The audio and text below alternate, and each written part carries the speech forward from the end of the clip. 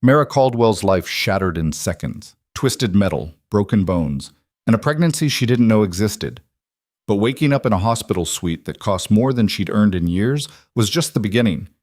The man standing in the shadows wasn't her savior. He was Adrian Volkov, the most dangerous crime boss in the city. And the father of her baby? He'd just stolen a fortune from Adrian and vanished. Now Adrian's offering her protection, a new life, and a deal she can't refuse. But in his world, nothing comes free. If you're ready for a story of danger, redemption, and unexpected love, stay with me until the end.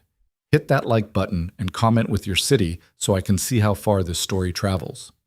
The first thing Mera Caldwell noticed when she opened her eyes was the ceiling. Pristine white, smooth as porcelain, with recessed lighting that glowed soft as moonlight. It wasn't the water-stained tiles of her studio apartment. It wasn't the flickering fluorescence of the diner where she'd worked double shifts for 3 years. This was expensive. The second thing she noticed was the pain. It radiated through her left leg like lightning trapped in bone, and when she tried to move, her ribs screamed in protest. Her right arm was encased in a cast, elevated on pillows so soft they felt like clouds. Easy. A woman's voice, crisp and professional. A nurse appeared at her bedside, middle-aged with kind eyes behind wire-rimmed glasses. "You've been through quite an ordeal, Miss Caldwell. Try not to move too much." Mira's throat felt like sandpaper. "Where am I?" "St. Catherine's Medical Center, private wing." The nurse adjusted the IV drip with practiced efficiency. "You've been here for 2 days. You were in a car accident." The memories crashed back in fragments. Headlights, the screech of tires, her car spinning like a top, the sickening crunch of impact. Then nothing but darkness and distant sirens. "My car," Mera whispered. "I was driving home from work." "The other driver ran a red light," the nurse said gently. "T-boned you right through the intersection. You're lucky to be alive." Lucky. Mera almost laughed, but it hurt too much. Lucky would have been avoiding the accident altogether. Lucky would have been having enough money in her bank account to cover whatever astronomical bill this hospital stay was racking up. Lucky would have been a lot of things she'd never been. "I need to know how much this cost," Mera said, anxiety spiking through the fog of painkillers. "I don't have insurance. I can't afford. It's taken care of." The nurse's tone left no room for argument. "What do you mean, taken care of?" "All of your medical expenses have been covered. Surgery, medication, rehabilitation, everything." Mera's heart hammered against her broken ribs. "By who?" The nurse hesitated, her professional mask slipping for just a moment. "I think it's better if Mr. Volkov explains that himself. He's been waiting to speak with you. I don't know anyone named. I'll let him know you're awake." The nurse was already moving toward the door, clearly eager to escape whatever conversation was about to happen. Mera tried to sit up, but the pain was too much. She fell back against the pillows, breathing hard, her mind racing. Volkov. The name meant nothing to her. She'd never heard it before in her life. The door opened again 5 minutes later, but it wasn't the nurse who entered. He was tall, at least 6'3", and moved with the kind of deliberate control that made Mera think of predators. Dark hair swept back from a face that was all sharp angles and cold beauty, the kind of face that belonged on old Russian propaganda posters or Italian Renaissance paintings of fallen angels. He wore a charcoal suit that probably cost more than her car, her former car, and a watch that caught the light like captured stars. But it was his eyes that made her breath catch, gray, like winter sky before a storm, and completely, utterly emotionless. "Miss Caldwell." His voice was deep, accented, Russian, she thought, and somehow made her name sound like a threat and a promise at the same time. "I'm glad to see you're awake. Who are you?" "Adrian Volkov." He moved to the chair beside her bed, sitting with the kind of grace that suggested violence barely leashed. "My driver was responsible for your accident." Mera blinked. "Your driver?" "He ran the red light. He's been dealt with." Something in the way he said "dealt with" made ice slide down her spine. "But that doesn't change what happened to you. You have extensive injuries, broken ribs, fractured femur, shattered radius. The surgery to repair your leg took 6 hours." "I can't pay for any of this," Mera said, hating how small her voice sounded. I work at Pete's Diner. I make $9 an hour plus tips. I don't have insurance. I don't have savings. I have maybe $300 in my checking account, and I'm aware of your financial situation. Adrian's tone was neutral, but something in his gaze sharpened, which is why I've taken responsibility for all medical costs. You won't receive a single bill. Mera stared at him. In her experience, people like him, powerful, wealthy, dangerous, didn't just pay for things out of the goodness of their hearts. Why? Because my employee nearly killed you. I take care of problems my organization creates. Organization. The word hung in the air between them like smoke. Mera had lived in this city long enough to know what that meant, to recognize the careful euphemism. She couldn't quite make herself say it. Let's say I operate in sectors that aren't strictly legal. The ghost of a smile touched his lips, there and gone in an instant. But I'm not here to frighten you, Miss Caldwell. I'm here because there's something else we need to discuss. He reached into his jacket pocket and pulled out a piece of paper, unfolding it with careful precision. Even upside down, Mera could see the grainy black and white image. An ultrasound. Her ultrasound. The doctors ran several tests when you were admitted, Adrian said quietly. Standard procedure for trauma cases. They needed to know if you were pregnant before administering certain medications. Mera's world tilted. What? You're 8 weeks pregnant, Miss Caldwell. You didn't know? She couldn't breathe, couldn't think. 8 weeks, 2 months. That would make it... The doctor said you'd likely been experiencing symptoms, Adrian continued, watching her with those cold, unreadable eyes. Fatigue, nausea. You probably attributed them to stress. Mera had. She'd been so tired lately, felt sick every morning, but she'd thought it was just the double shifts. Just the stress of trying to keep her head above water in a city that wanted to drown her. I can't be pregnant, she whispered. I can't afford to be pregnant. Nevertheless, you are. Adrian set the ultrasound on the bedside table. Which brings us to a more pressing question. Who's the father? The way he asked made it clear he already knew the answer would matter, that it would change things. Mera's hands were shaking. Why do you care? Because in my line of work, Miss Caldwell, connections matter. Relationships matter. And if the father of your child is someone I need to know about, then I need to know about him now. Marcus. The name exploded in her mind like a gunshot. Marcus Chen, with his easy smile and expensive clothes and promises that had felt like lifelines when she was drowning. Marcus, who'd swept into her life 3 months ago like a whirlwind and swept out just as fast, leaving nothing but his number, which no longer worked, and apparently a baby she hadn't known existed. Marcus Chen, she said quietly. But he's gone. He left town 6 weeks ago. I haven't heard from him since. The change in Adrian was instantaneous. His entire body went rigid, every muscle suddenly taut as steel cable. The temperature in the room seemed to drop 10 degrees. Marcus Chen, he repeated, and there was something terrible in his voice now, something that made Mera want to press herself back into the pillows and disappear. You're certain? Yes. Why? Do you know him? Adrian stood abruptly, moving to the window with the controlled fury of a caged animal. When he spoke, his voice was soft, deadly soft. Marcus Chen stole $12 million from me 6 weeks ago. Cash that belonged to my organization. He killed 2 of my men in the process and vanished. The words hit Mera like physical blows. No, that's not possible. Marcus was a businessman. He said he worked in imports. He worked for me. Adrian turned back to face her, and there was nothing cold about his eyes now. They burned. He was an accountant. He had access to certain funds, and he betrayed that trust. He murdered 2 men who tried to stop him. One of them had a wife and 3 children, and he disappeared with money that wasn't his.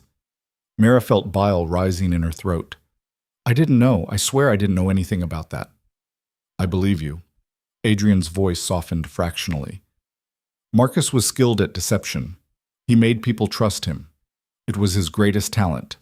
Why are you telling me this? Adrian moved back to the chair, sitting again, leaning forward with his elbows on his knees.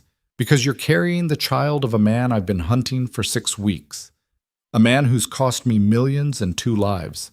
And when I find him, not if when, I will make him answer for what he's done.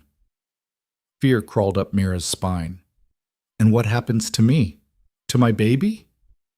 That, Adrian said slowly, depends on what you choose. Choose? I could walk away right now, leave you with your hospital bills paid and wish you luck. You'd be on your own. No job, no money, no way to support yourself or the child when it arrives. You'd probably lose your apartment within a month, end up in a shelter, or worse. Each word was a knife. Because he was right. Without this hospital miracle, she'd been 2 paychecks away from homelessness even before the accident. Or, Adrian continued, you could accept my help. Help? Mera's laugh was bitter. What kind of help? Protection, a safe place to live, medical care throughout your pregnancy and after, a job that pays enough to actually support you and your child. Why would you do any of that? Adrian was quiet for a long moment. When he spoke, his voice was strange, distant, as if he were seeing something far away. Because Marcus Chen made this child part of my world, whether you wanted it or not. And in my world, Miss Caldwell, we protect what's ours. This baby is connected to a man who stole from me, killed my people. That makes it my responsibility. The baby didn't ask for any of this. No. Adrian's gaze met hers. Neither did you, which is why I'm offering you a choice rather than making demands. You can take the help I'm offering or you can refuse it. But understand that if you refuse, Marcus will still be looking over his shoulder for the rest of his life, however short that may be. And if he ever tries to contact you to claim this child, he'll be walking into a trap. Mera's head was spinning. This was insane, all of it. 2 days ago, her biggest problem had been whether she could afford new tires for her car. Now she was pregnant with the child of a thief and murderer, and a Russian mob boss was offering to, what, adopt her? I need time to think. Of course. Adrian rose smoothly to his feet. The doctors say you'll be here for at least another week. I'll return in 3 days for your answer. He was almost to the door when Mera found her voice again. Mr. Volkov? He paused, turning back. Why do you really care? About me? About this baby? You could just, I don't know, make me disappear if I'm a problem. Adrian regarded her with something that might have been respect. I could. But I don't make war on pregnant women and children, Miss Caldwell. That's not the kind of man I am. Then what kind of man are you? His smile was sharp as broken glass. A dangerous one. But not to you. Not unless you give me reason to be. Then he was gone, leaving Mera alone with the ultrasound image and a choice that felt like standing at the edge of a cliff, deciding whether to jump. The next 3 days passed in a blur of medication, physical therapy, and spiraling thoughts. The nurses were kind, the doctors competent, and the food better than anything Mera could have afforded on her own. Every night she lay awake in the darkness, staring at the ultrasound photo someone had placed on her bedside table. 8 weeks, a cluster of cells that would become a person, a baby who would need food, shelter, safety, everything Mera didn't have the ability to provide. She thought about Marcus, tried to reconcile the man she'd known, charming, attentive, generous, with what Adrian had described. A thief, a murderer. It should have been impossible, but she'd only known Marcus for a few weeks before he'd left. She'd been so lonely, so desperate for connection, that she'd ignored the warning signs, the vague answers about his work, the way he paid for everything in cash, the phone calls he'd take in another room, speaking in rapid Mandarin. She'd been a fool, and now she was paying for it. On the morning of the 3rd day, Adrian returned. He looked exactly as he had before. Expensive suit, cold eyes, controlled power. But this time, he wasn't alone. 2 men in dark suits flanked him, clearly security, and they stationed themselves outside her door. Miss Caldwell? Adrian sat in the same chair as before. Have you made a decision? Mera had barely slept. Her leg throbbed despite the medication, and her head felt stuffed with cotton. But her mind was clear on this one point. If I say yes, she said slowly, what exactly would that mean? What would you expect from me? Honesty, Adrian said immediately. If Marcus contacts you, you tell me. If you remember anything about where he might have gone, you tell me. Beyond that, you focus on staying healthy and having a safe pregnancy. And after the baby's born? You continue working, raising your child, living your life. Under your protection. Yes. Which means what exactly? Guards following me everywhere? Checking in with you constantly? Security that keeps you safe but doesn't interfere with your daily life, Adrian said. You'll have an apartment in one of my buildings. Good schools nearby when the time comes. Medical care. A job at one of my legitimate businesses. I own several art galleries. You'd work the front desk, handle customers. It's easy work and it pays well. It sounded too good to be true, which meant it probably was. What's the catch? Mera asked bluntly. Adrian's lips twitched. Smart question. The catch is that you'll be in my world, Miss Caldwell. People will know you're under my protection. That comes with certain implications. They'll think I'm your mistress. Probably. And you're okay with that? I don't care what people think. Adrian leaned forward slightly. But you should understand what you're agreeing to. My world is dangerous. I have enemies, rivals, people who would hurt you to get to me. The protection I'm offering is necessary, not optional. Mera closed her eyes. Every instinct she had screamed that this was a trap, that accepting help from a man like Adrian Volkov would come at a price she couldn't afford to pay. But what choice did she have? She was broken, pregnant, and broke. Without his help, she'd lose everything, including, probably, her baby. The state didn't look kindly on homeless mothers. Okay, she whispered. Okay, I'll accept your help. When she opened her eyes, Adrian was watching her with an expression she couldn't read. You're certain? No, but I don't see another option. There are always options, Miss Caldwell. Most of them are just worse. He stood, reaching into his jacket to pull out a card. He set it on the bedside table next to the ultrasound. When you're discharged, my people will move you into your new apartment. Everything you need will be provided. The number on that card reaches me directly, day or night. Use it if you need anything. Thank you, Mera said, though the words felt strange in her mouth. She wasn't sure if she was thanking him or sealing her fate. Adrian paused at the door, turning back one last time. One more thing, Miss Caldwell. If Marcus does contact you, when he contacts you, don't be fooled. Whatever he tells you, whatever promises he makes, remember what he is. A liar, a thief, a killer. Don't let him convince you otherwise. I won't. Adrian nodded once, then disappeared through the door, his security detail falling into step behind him. And Mera was alone again, staring at the business card with its embossed lettering. Adrian Volkov, proprietor. No company name, no title, just his name and a phone number. She picked up the ultrasound photo, studying the grainy image. Somewhere in that blur of black and white was her future. A child who would grow up in the shadow of their father's crimes and under the protection of a man who commanded fear, like other people commanded respect. I'm sorry, she whispered to the tiny cluster of cells.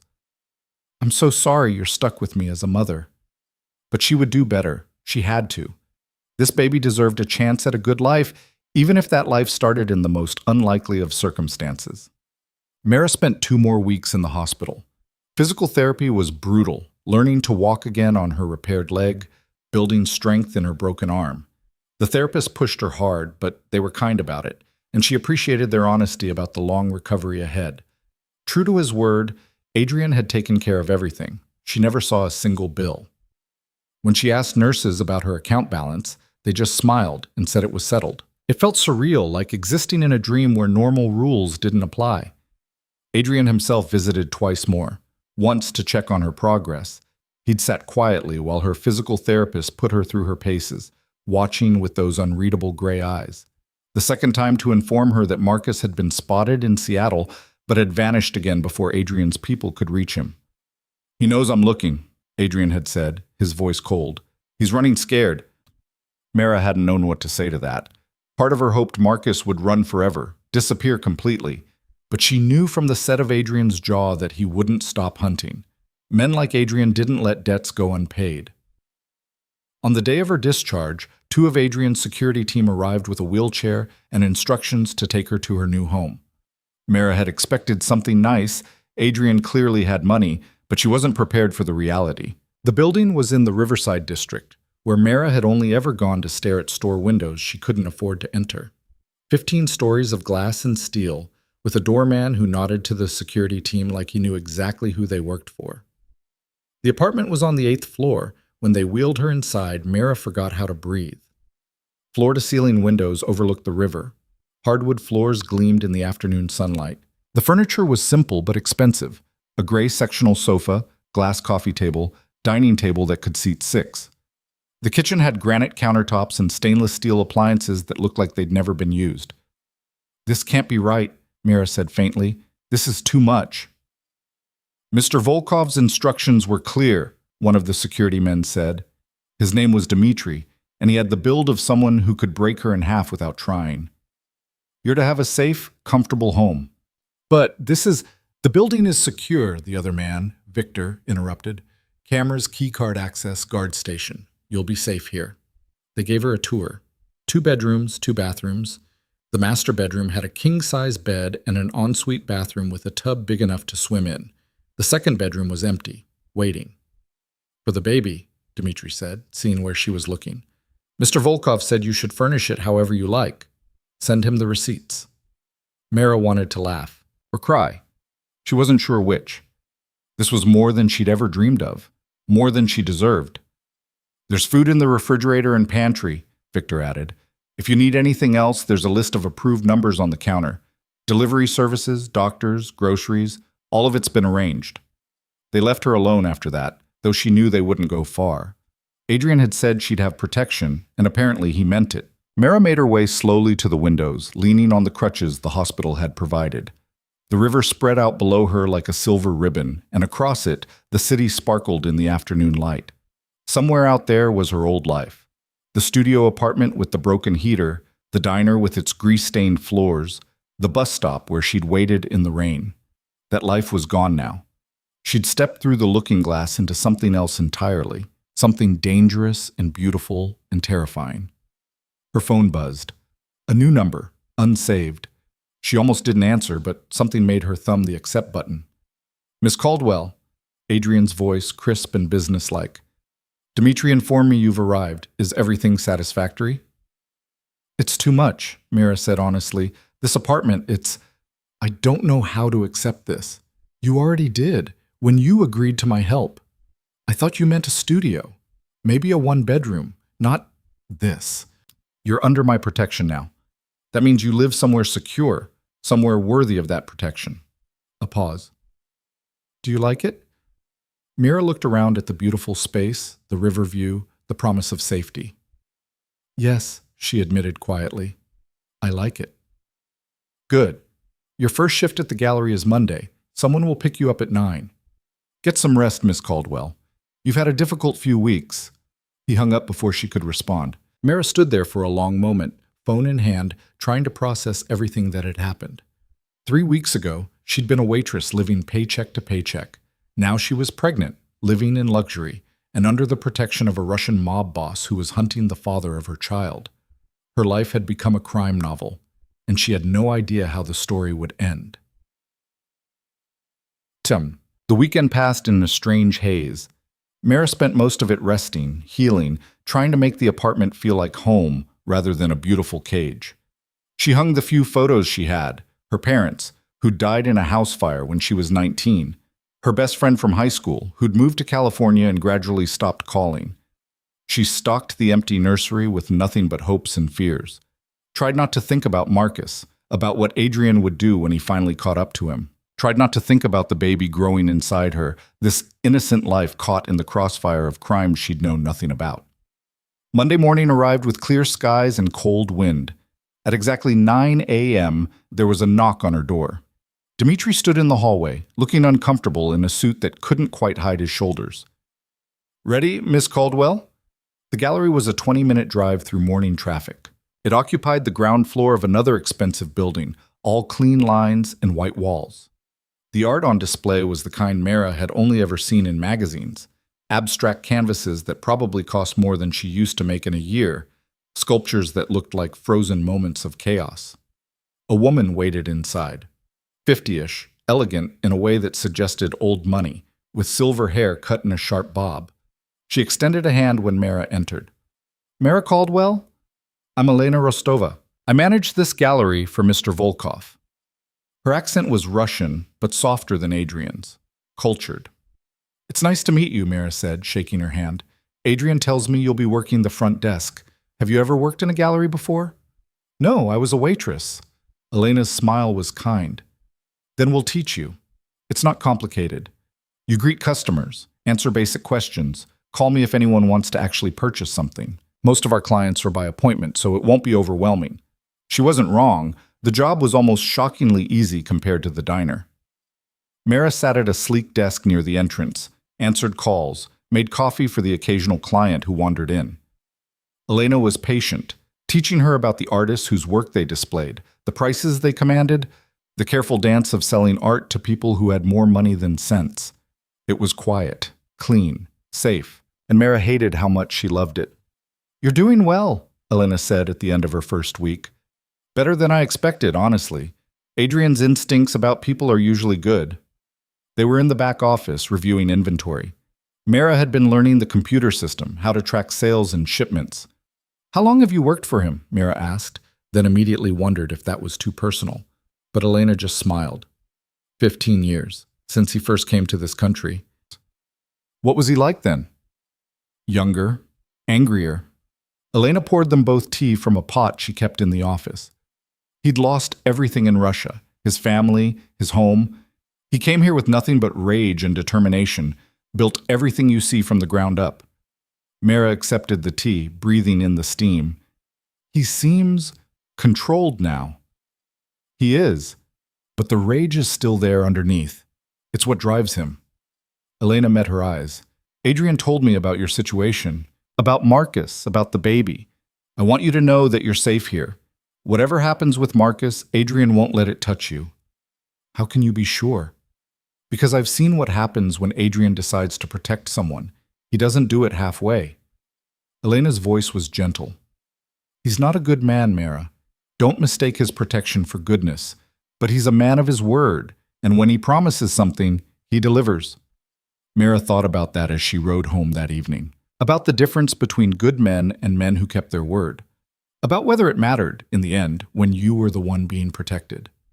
The apartment was warm when she entered, the heat already turned on by some invisible hand. There was food in the refrigerator. Someone had stocked it again while she was at work. Fresh vegetables, good cuts of meat, things she'd never been able to afford before. She made herself dinner, sat by the windows watching the city lights come on like earthbound stars. Her hand drifted to her stomach, still flat but not for much longer.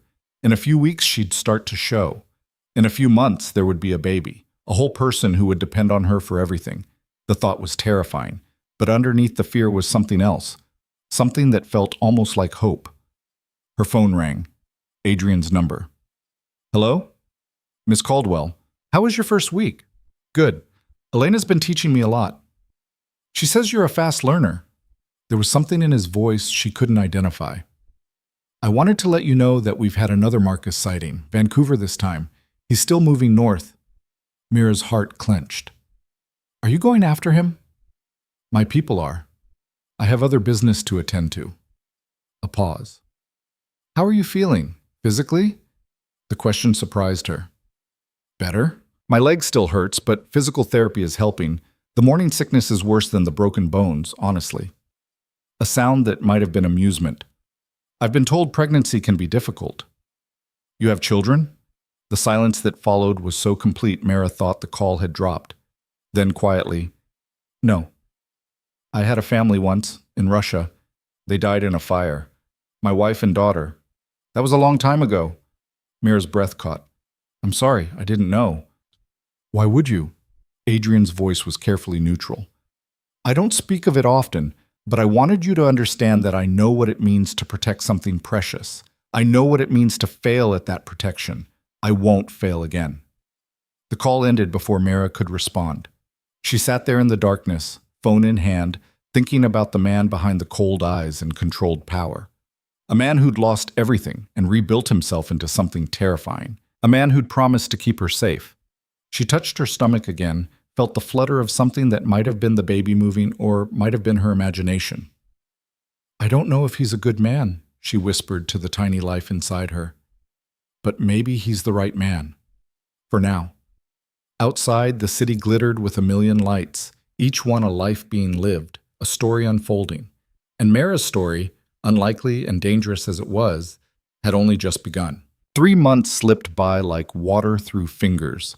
Spring gave way to early summer, and Mera's body began to change in ways that made the pregnancy impossible to hide. Her stomach rounded, pressing against the elegant clothes Elena helped her choose, flowing blouses and empire waist dresses that managed to look professional while accommodating her growing shape. The gallery became her sanctuary. She learned to recognize the serious collectors from the tourists, mastered the delicate art of discussing six-figure price tags without flinching, and discovered she had an eye for composition that Elena praised lavishly. The work was fulfilling in ways waitressing had never been, engaging her mind instead of just exhausting her body. But the shadow of Marcus hung over everything. Adrian's updates came regularly, sightings in Portland, then back to Seattle, then radio silence for 2 weeks that left everyone on edge. Marcus was smart, careful, always one step ahead of the men hunting him, and the longer he stayed free, the more dangerous the situation became. "He's getting desperate," Adrian said one evening in late June. He'd started visiting the apartment once a week, ostensibly to check on her welfare, but really, Mera suspected, because he was a man who needed to see his investments personally. Desperate men make mistakes. They sat in her living room, Mera curled on the sofa with tea while Adrian occupied the armchair like a throne. He'd loosened his tie, the first time she'd ever seen him even slightly disheveled, and the sight was oddly humanizing. "Do you think he knows about the baby?" Mera asked. The question had haunted her for months. "If he does, he hasn't tried to contact you," which suggests either he doesn't know or he doesn't care. Adrian's voice was cold. "My money's on the latter." Mera touched her stomach, feeling the flutter of movement that had become constant over the past few weeks. "The baby kicks now. All the time, actually, especially at night." Something flickered across Adrian's face, too quick to name, gone before she could identify it. "The doctor says everything is progressing normally?" "Perfect, apparently. I'm disgustingly healthy for someone who was in a car crash 4 months ago." She smiled wryly. "Your money bought excellent medical care." "It's not about the money." Adrian leaned forward slightly. "You understand that, don't you? This isn't a transaction." "Then what is it?" He was quiet for a long moment, studying her with those gray eyes that seemed to see straight through her carefully constructed walls. "Responsibility. When my driver hit your car, your life became tangled with mine. The pregnancy complicated that tangle. Marcus's theft made it dangerous, but underneath all of that, Miss Caldwell, is a simple truth. You needed help, and I had the power to provide it. That's enough." Most people wouldn't see it that way. "I'm not most people." No, Mera thought. He definitely wasn't. Most people didn't command small armies of loyal men. Most people didn't hunt thieves across state lines with the patient determination of a wolf tracking wounded prey. Most people didn't sit in her apartment discussing fetal development with the same careful attention they probably gave to business deals worth millions. "I've been thinking about names," she said, changing the subject before the weight of his intensity became too much. "If it's a girl, which the ultrasound suggests, maybe something classic. Elizabeth, maybe, or Charlotte. Both good names." Adrian stood, smoothing his tie back into place. "I should go. I have a meeting in an hour." "At 9 p.m.? His smile was sharp. "My business doesn't keep traditional hours." Of course it didn't. Mera walked him to the door, moving more slowly than she would have liked. Her legs still bothered her sometimes, especially when she'd been on her feet all day at the gallery. Adrian noticed. He noticed everything. "You're limping." "Just tired. It's fine." "There are chairs at the gallery. Use them." "Yes, sir," Mera said, unable to keep the sarcasm from her voice. Adrian's eyes glinted with something that might have been amusement. "You're not afraid of me anymore." It wasn't a question, but Mera answered anyway. "I'm terrified of you, but I'm tired of showing it." "Good." He opened the door, pausing on the threshold. "Fear without respect is useless, but respect tempered with courage? That's worth something." He left her with those words, disappearing into the elevator with Dmitri at his shoulder. And Mera stood in her doorway, one hand on her growing belly, wondering when exactly the most dangerous man she'd ever met had started feeling like the safest person in her world. The next few weeks passed in relative peace. Mera's pregnancy progressed into the third trimester, bringing with it the special joys of swollen ankles, constant bathroom trips, and a baby who seemed determined to practice kickboxing against her ribs. Elena fussed over her like a worried mother, insisting she take breaks, elevate her feet, eat more protein. "You're carrying precious cargo," Elena said one afternoon, forcing Mera into a chair with a cup of bone broth she'd brought from home. "You need to take care of yourself." "I'm fine," Mera protested, but she drank the broth anyway. It was delicious, rich with herbs she couldn't identify. "You're 7 months pregnant and working full-time. That's not fine. That's stubborn." Elena settled into the chair across from her, studying Mera with those sharp eyes. "Has Adrian told you what happens when he catches Marcus?" The question landed like a stone in still water. "No, I don't ask." "Maybe you should." Mera set down the broth, her appetite suddenly gone. "I don't want to know. He's the father of my baby, but he's not part of my life. Not anymore. Maybe he never really was. Adrian won't kill him." The blunt statement made Mera's head snap up. "What?" "I know my employer, Mera. I know how he operates. Marcus killed 2 of Adrian's men. That demands blood payment in our world. But Adrian won't kill him. Not because of mercy, but because of you. Because of the baby. I never asked him to. You didn't have to. Adrian makes his own rules." Elena's voice was gentle. "But you should know that his restraint will cost him. Other men in his position would see it as weakness. Some will try to exploit that." Mera pressed both hands to her stomach, feeling the baby shift and settle. "I didn't want any of this." "I know. But wanting and having are different things, aren't they?" Elena stood, collecting the empty cup. "Life gives us what it gives us. All we can do is decide how to carry it." That night, Mera lay awake long past midnight, Elena's words echoing in her mind. The baby kicked steadily against her ribs, a reminder of the innocent life caught in the middle of adult choices and consequences. She thought about Marcus, about the man she'd believed him to be versus the reality Adrian had revealed. She thought about Adrian himself, cold and controlled on the surface, but with currents of old pain and fierce protection running underneath. She thought about the future, about raising a child in the shadow of violence and power, about whether love could bloom in such dangerous soil. Her phone buzzed. A text from an unknown number. "Mera, it's Marcus. I need to see you, please. It's important." Her heart stopped, then started again, hammering so hard she felt sick. Marcus. After 4 months of silence, he was reaching out now. Her fingers hovered over the screen. She should call Adrian immediately. That was the deal. If Marcus contacted her, she told Adrian, but something made her hesitate. "How did you get this number?" The response came within seconds. "I have my ways. Can we meet? Tomorrow? There's a coffee shop on Market Street, the one with the blue awning, 2 p.m. Please, Mera. I can explain everything." She stared at the messages, mind racing. This was a test, she realized, a test of her loyalty, her judgment, her ability to make the right choice when everything was on the line. She could meet Marcus, hear what he had to say. Maybe he deserved that much, a chance to explain, to defend himself. He was the father of her baby, after all. Didn't that count for something? But he was also a thief and a murderer. A man who'd lied to her, used her, disappeared when things got complicated. A man Adrian had been hunting for months with the kind of focused intensity that suggested the debt would be paid in blood. Mera's hand shook as she typed her response. "I'll be there."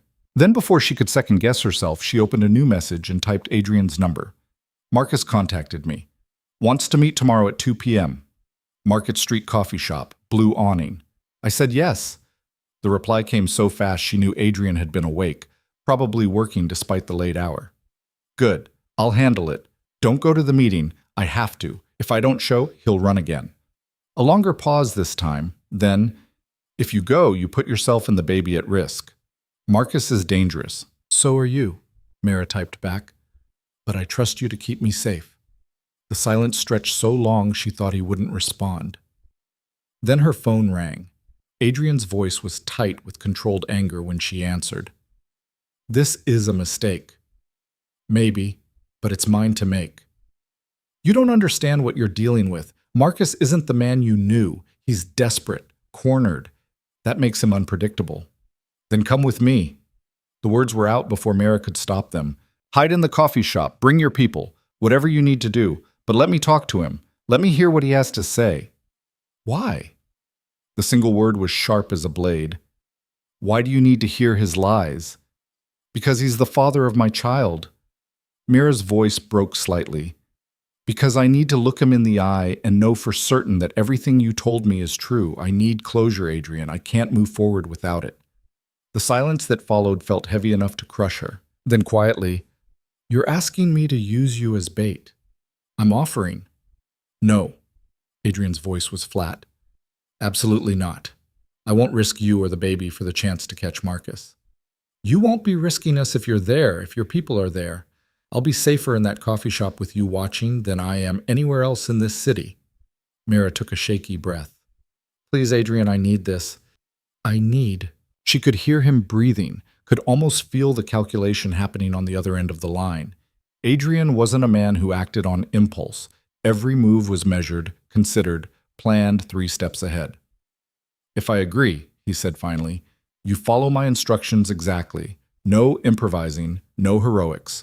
You sit, you talk, you leave when I tell you to leave. Understood?" "Yes." "And if anything feels wrong, anything at all, you walk away immediately." "I will." Another pause. "I'll have the coffee shop secured by noon tomorrow. Dmitri and Victor will be inside, armed. I'll be across the street with a clear line of sight. You wear the pendant I'm about to have delivered to you. It has a tracking device and microphone. We'll hear everything." "Okay." "Mera." His voice softened fractionally. "If this goes wrong, it won't. You won't let it." The conviction in her own voice surprised her, but it was true. Somewhere over the past 4 months, her terror of Adrian Volkov had transformed into something else. Not trust exactly. You couldn't fully trust a man like him, but faith, maybe. Faith that when he made a promise, he kept it. "Get some sleep," Adrian said. "Tomorrow will be difficult." He hung up before she could respond. 20 minutes later, there was a knock on her door. One of Adrian's men, she'd seen him before but didn't know his name, handed her a small jewelry box without a word. Inside was a delicate silver pendant on a chain, simple and beautiful. She fastened it around her neck, feeling the slight weight settle against her collarbone. Somewhere in that pretty piece of jewelry was technology she couldn't even imagine. Eyes and ears that would keep her connected to Adrian even when he was out of sight. She lay back down, one hand on the pendant, the other on her stomach where the baby had finally settled into sleep. Tomorrow, she would face Marcus. Tomorrow she would get her answers. Tomorrow, one way or another, the past would finally catch up with the present. The coffee shop was exactly as Marcus had described. Tucked into a quiet corner of Market Street, with a blue awning and small tables visible through the front windows. Mera arrived at 1:45 p.m., early enough to settle herself, but late enough that Adrian's people would already be in position. She didn't look for them. Adrian had been clear, act natural, pretend she was alone. Dmitri and Victor would be inside somewhere, blending in. Adrian would be watching from across the street, probably from one of the office buildings with their tinted windows and anonymous facades. The pendant felt warm against her skin, a reminder that she wasn't really alone. That somewhere, Adrian was listening to every word. She ordered tea, decaf, for the baby, and claimed a table near the window. Her hands shook slightly as she wrapped them around the warm cup, and she had to consciously slow her breathing. This was Marcus, the man who'd held her, kissed her, made promises he'd never intended to keep, the man whose child moved inside her even now. At exactly 2 p.m., he walked through the door. Mera's breath caught. Marcus looked terrible. The handsome, confident man she remembered had been replaced by someone gaunt and hollow-eyed, with a scruff of beard and clothes that hung loose on his frame. He'd lost weight, and there were lines around his eyes that hadn't been there before. He saw her and something crumbled in his expression. Relief, maybe. Or grief. "Mera." He crossed to her table in 3 quick strides, reaching for her hands. "Thank you for coming. I wasn't sure you would." She pulled her hands back, folding them protectively over her stomach. "You have 10 minutes, Marcus. Talk." He flinched at her tone but sat down across from her, his eyes dropping to her rounded belly. You're pregnant. 8 months. It's yours. All the color drained from his face. What? I was 8 weeks along when your employer's driver hit my car. Didn't know until I woke up in the hospital. Mera kept her voice level, watching him carefully. So, yes, Marcus, you're going to be a father. Surprise. I never meant. He ran both hands through his hair, looking genuinely shattered. Mera, I'm so sorry. About everything, about leaving you, about the baby, about the danger I put you in. You put me in danger? Mera leaned forward. Or did Adrian Volkov put me in danger when he decided to hunt you down for stealing from him? Marcus's expression hardened. He told you about that. He told me you stole $12 million, that you killed 2 of his men, that you disappeared like a coward and left me to deal with the consequences. Her voice rose slightly despite her efforts to stay calm. Were any of those things lies, Marcus? It's more complicated than that. Then explain it to me. Make me understand. Marcus glanced around the coffee shop, and Mera wondered if he was looking for threats or just gathering his courage. When he spoke, his voice was low and urgent. Adrian Volkov is a monster, Mera. You don't know what he's capable of. The things I've seen him do, the people I've watched him destroy. He's been nothing but kind to me, Mera interrupted. He paid my medical bills, gave me an apartment, a job, made sure I had everything I needed for the baby. Because your leverage. Marcus's hands clenched into fists on the table. Don't you see? He's using you to get to me. The second he doesn't need you anymore, then why hasn't he hurt me yet? I've been under his protection for 4 months, Marcus. He's had plenty of opportunities to use me as bait or leverage or whatever you think I am. Instead, he's kept me safe. Safe in a gilded cage. Marcus reached across the table again, and this time Mera didn't pull away fast enough. He caught her hand, gripping it tightly. Come with me. Right now. I have money hidden, enough to start over somewhere far from here. We can disappear, raise our baby somewhere Adrian will never find us. Mera looked down at his hand on hers. Once, that touch had made her feel safe. Now it just felt desperate. You killed people, Marcus. They would have killed me first. I didn't have a choice. There's always a choice. Mera pulled her hand free. You chose to steal from Adrian. You chose to run. You chose to leave me behind without a word. And now you're choosing to ask me to run with you, to spend the rest of my life looking over my shoulder, raising our daughter in fear. It's a girl? Marcus's voice cracked. We're having a daughter? The joy in his face was so genuine it hurt to see. For just a moment, Mera glimpsed the man she'd thought she knew, the one who'd made her laugh, who'd listened to her dreams, who'd seemed to actually care about her. But that man had been a lie, or at best, a fragment of truth wrapped in deception. Yes, she said quietly. A girl. Then you have to come with me. Please, Mera. I know I don't deserve it. I know I've done terrible things, but she's my daughter. Let me protect her. Let me protect both of you. You can't protect us from Adrian Volkov. Nobody can. I can try. Marcus stood abruptly, his chair scraping loud against the floor. I made mistakes. I know that. But I'm still the father of your child. That has to count for something. Movement in her peripheral vision. Dmitri standing up from a table near the back. Victor by the counter, hand inside his jacket, where she knew a gun waited. Outside, she caught a glimpse of a familiar figure crossing the street with deadly purpose. Adrian was coming. You need to leave, Mera said urgently. Right now, Marcus, run. His eyes widened as he followed her gaze, seeing what she saw. You set me up. You told him. I told him you contacted me. That was the deal. Mera stood awkwardly, her pregnant belly making quick movements impossible. I needed to see you, to hear your side. But I never planned to leave with you. This is your chance, Marcus. Your one chance. Run now, or Adrian will take you. Come with me. Marcus grabbed her arm, pulling her toward the door. Please, Mera, if you ever felt anything for me. Let her go. Adrian's voice cut through the coffee shop like a blade. He stood in the doorway, perfectly still, but radiating the kind of controlled violence that made everyone else in the room freeze. Marcus's grip on Mera's arm tightened. She's coming with me. No. Adrian took one step forward. Just one, but it felt like the temperature dropped 10 degrees. She's not. You're going to release her, walk outside, and get in the car that's waiting. We're going to have a conversation, you and I. And if you're very lucky, you'll survive it. You'll kill me. Eventually, yes, but not today. Adrian's eyes flickered to Mera, and something in his expression softened microscopically. You have my word that if you release her now, unharmed, your death will be quick when it comes. Continue holding her, and I'll make it last weeks. The promise in those words was absolute. Marcus must have heard it too because his hand dropped from Mera's arm like she'd burned him. I loved her, Marcus said, and there were actual tears in his eyes. I know you won't believe that, but it's true. I loved her. Then you should have stayed. Adrian moved between them, physically blocking Marcus from Mera. Victor, escort Mr. Chen to the car.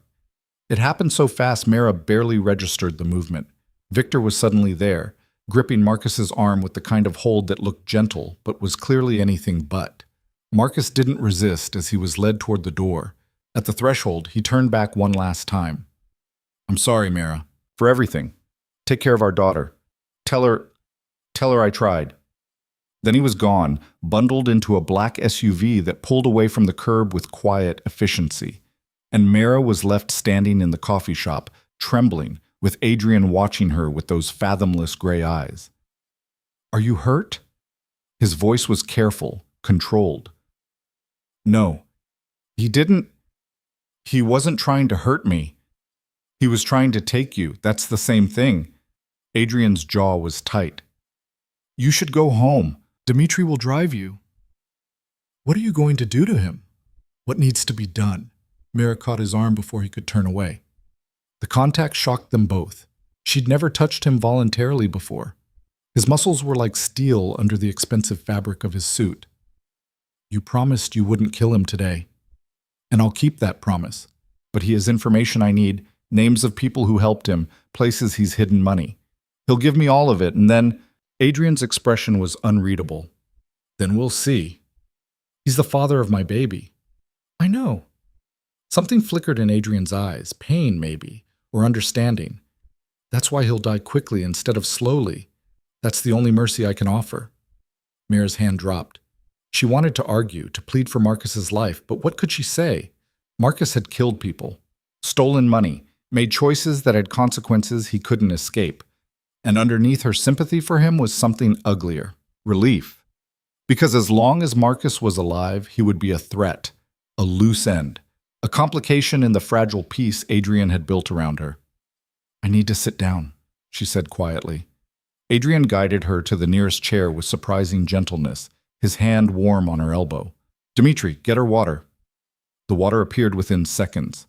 Mera sipped it slowly, trying to calm her racing heart. The baby was moving frantically, responding to her stress, and she pressed a hand to her stomach in silent apology. I'm sorry, she whispered. Adrian crouched beside her chair, bringing himself to her eye level. For what? For asking to do this. For making you use me as bait. For... She gestured helplessly at the space where Marcus had stood. All of it. You got your closure. That's what you needed. Adrian's voice was surprisingly gentle. And we got Marcus. That's what I needed.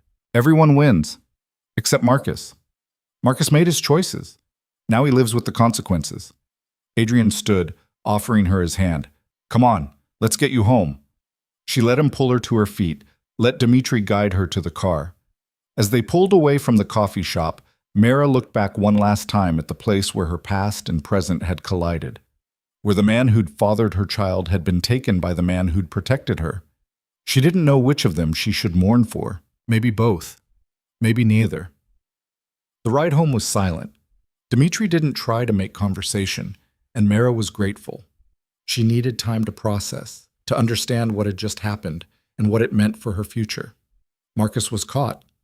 Soon he would be dead, and her daughter would grow up never knowing her biological father, only the stories Mera would tell her, carefully edited, stripped of the worst truths. When they reached her building, Dmitri walked her to her door. Mr. Volkov will call you later, to make sure you're all right. Thank you, Dmitri. He nodded and left her alone. Mera locked the door behind her, moving automatically to the windows. The city spread out below her, vast and indifferent. Somewhere out there, Adrian was interrogating Marcus. Somewhere out there, the final chapter of Marcus Chen's story was being written in pain and blood. And here she stood, safe in her beautiful apartment, carrying the child of a dead man walking. Her phone rang just after midnight. Adrian's voice was tired when she answered. "It's done." Mera closed her eyes. "Is he alive for now? He told me everything I needed to know." A pause. "He asked me to give you a message." "What message?" "He said to name her Charlotte, that you'd mentioned it once and it was his mother's name." Adrian's voice was careful. "He said he knows he doesn't deserve to ask, but he's asking anyway." Tears burned in Mera's eyes. Charlotte.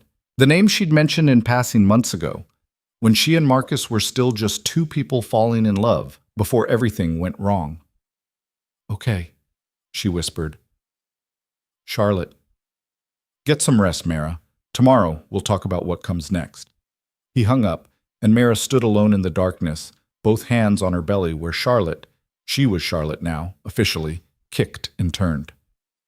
"Your father loved you," she whispered to her daughter. "Whatever else he was, whatever he did, he loved you. I'll make sure you know that." But she wouldn't tell Charlotte about the theft, the murders, the desperate flight that had ended in an anonymous black SUV. She wouldn't tell her about Adrian's cold promise of death or the way Marcus had looked when Victor dragged him away. She would tell her a better story, a kinder one. The story of a man who made mistakes but tried to make them right, who loved her mother even if he showed it badly, who wanted his daughter to have a beautiful name and a good life. It was the least she could do, the most she could offer. 3 days later, news reached her that Marcus Chen had been found dead in a warehouse on the south side. Apparent suicide, the report said. Single gunshot to the head, no signs of struggle. Mera knew better. She knew Adrian's fingerprints were all over it, even if they'd never appear in any official report. But the death had been quick, just as promised. Whatever mercy Adrian was capable of, he'd shown it. She didn't go to the funeral. There wasn't one. Marcus had no family in the city, no friends who would claim him. He disappeared from the world as completely as he'd tried to disappear from Adrian's reach. And Mera, standing at her window with her hand on her stomach, watched the city lights flicker and knew that this chapter was finally, irrevocably closed. Marcus Chen was gone. Charlotte was coming. And Adrian Volkov, the most dangerous man she'd ever met, had somehow become the only person she truly trusted to keep them both safe. The week following Marcus's death brought an unexpected quiet.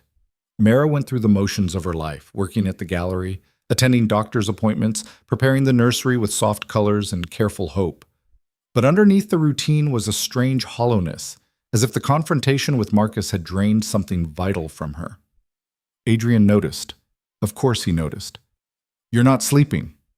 It wasn't a question.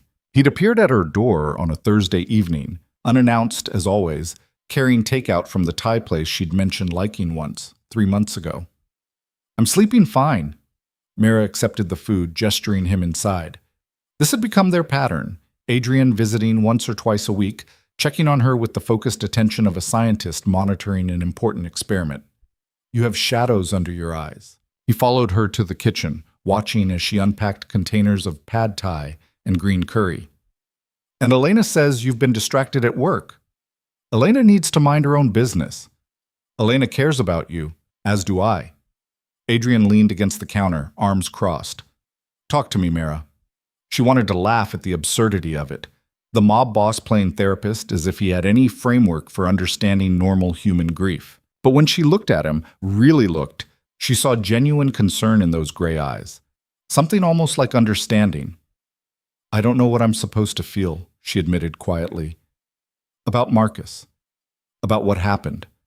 I should hate him for lying to me, for putting me in danger. But he's gone now, and all I feel is empty. You're allowed to grieve him, even knowing what he did." "Are you giving me permission to mourn a man you killed?" Adrian's expression didn't change. "I'm giving you permission to be human. Marcus may have been a liar and a thief, but he was also the father of your child. You're allowed to feel complicated things about that." Mera sank into a chair, suddenly exhausted. "Did he suffer? At the end?" "No, it was quick, painless." Adrian moved to the chair across from her. He spent his last hour writing letters. One for you, one for Charlotte. Her breath caught. Where are they? Burned. The letter to you was full of justifications and excuses. Nothing you needed to hear. Adrian's voice gentled. But the letter to Charlotte, I read it first to make sure it was safe. It was actually beautiful. He talked about his own childhood, his mother, his dreams for his daughter. No mention of his crimes, just love. And you burned it anyway. I memorized it first, every word. Adrian leaned forward. When Charlotte is old enough to ask about her father, I'll tell her what he wrote. The good parts. The true parts. The love he felt for her, even though he never got to meet her. Tears spilled down Mera's cheeks before she could stop them. Why would you do that? Because she deserves to know her father loved her. And because you deserve not to carry that knowledge alone. Adrian pulled a handkerchief from his pocket, actual cloth, monogrammed, ridiculously old-fashioned, and handed it to her. You're not alone in this, Mera. You never have been. She dabbed at her eyes, struggling to compose herself. I don't understand you. You kill people, you run criminal enterprises, but you memorize letters for a dead man's daughter? It doesn't make sense. Life rarely does. Adrian stood, moving to the window where he could watch the city lights. I told you once that I lost my family in Russia. My wife, my daughter. They died in a fire set by men who wanted to hurt me. I wasn't there to protect them. Mera had known this, but hearing him speak of it directly was different. His voice carried old pain, carefully controlled but still present. After they died, Adrian continued, I came here with nothing but rage. Built everything you see through violence and fear. Became exactly the kind of man I'd hated back home. He turned to face her. But somewhere in all of that, I forgot why I started. Forgot that the reason I wanted power in the first place was to protect the people I loved. And now? Now I remember. You and Charlotte. You remind me. His smile was sad. You remind me that power is worthless if it can't shelter the innocent. That sometimes the best thing a dangerous man can do is stand between the world and someone who needs protecting. Mera's heart hammered against her ribs. Adrian, eat your dinner, he said, breaking the moment before it could become too heavy. It's getting cold. They ate in companionable silence, and afterward Adrian surprised her by helping clean up. This powerful, dangerous man washing dishes in her kitchen like it was the most natural thing in the world. Mera found herself watching him, noticing details she'd overlooked before. The way his sleeves were rolled to his elbows, revealing forearms marked with old scars. The careful precision of his movements. The slight softening of his features when he thought she wasn't looking. He was handsome, she realized with a start. Not in Marcus's easy, charming way, but in something deeper, harder. Like a statue carved from marble. All sharp edges and cold beauty, but with hints of warmth buried deep beneath the surface. What? Adrian caught her staring. Nothing. Just thank you for the food, for the conversation, for everything. He dried his hands, studying her with that unsettling intensity. You don't need to thank me. I do, though. You've given me so much. I've given you what you needed to survive. That's not generosity, Mera. That's basic human decency. In your world, it's more than that. Adrian was quiet for a moment. Then softly, maybe, but you're not part of my world. Not really. You're separate from it, better than it. I'm pregnant with the dead thief's baby and living in an apartment paid for by a crime boss. I'm absolutely part of your world now. No. Adrian moved closer, and Mera's breath caught at the sudden proximity. You're under my protection. That's different. My world is violence and power and constant calculation. You're something else, something clean.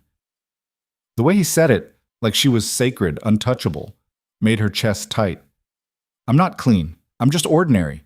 There's nothing ordinary about you. Adrian reached out slowly, giving her time to pull away, and touched her cheek with surprising gentleness. You're strong and brave and stubborn. You've survived things that would have broken most people. That's not ordinary, Mera. That's extraordinary. His hand was warm against her skin. Mera found herself leaning into the touch, craving the comfort and connection she'd been denying herself for months. When was the last time someone had touched her with tenderness instead of clinical professionalism? When was the last time she'd let herself want that kind of touch? Adrian, she whispered, not sure what she was asking for. He seemed to understand anyway. His thumb traced the curve of her cheekbone, his eyes searching her face like he was memorizing every detail. Tell me to leave. I don't want you to leave. Then tell me to stop. I don't want that either. The air between them felt electric. Adrian's other hand came up to cup her face, holding her like she was made of glass. I'm not a good man, Mera. I've done terrible things. I'll do more terrible things. Being close to me is dangerous. I know, I don't care. You should care. But I don't. Mera's hands came up to rest on his chest, feeling his heartbeat strong and steady under her palms. I should be terrified of you. I should hate you for what you did to Marcus. But all I feel is safe. When you're here, I feel safe. Something cracked in Adrian's carefully controlled expression. You undo me, he said roughly. You and that baby. You make me want things I thought I'd buried with my family, things I have no right to want. What things? Instead of answering, he kissed her. Soft at first, tentative, like he was afraid she'd break.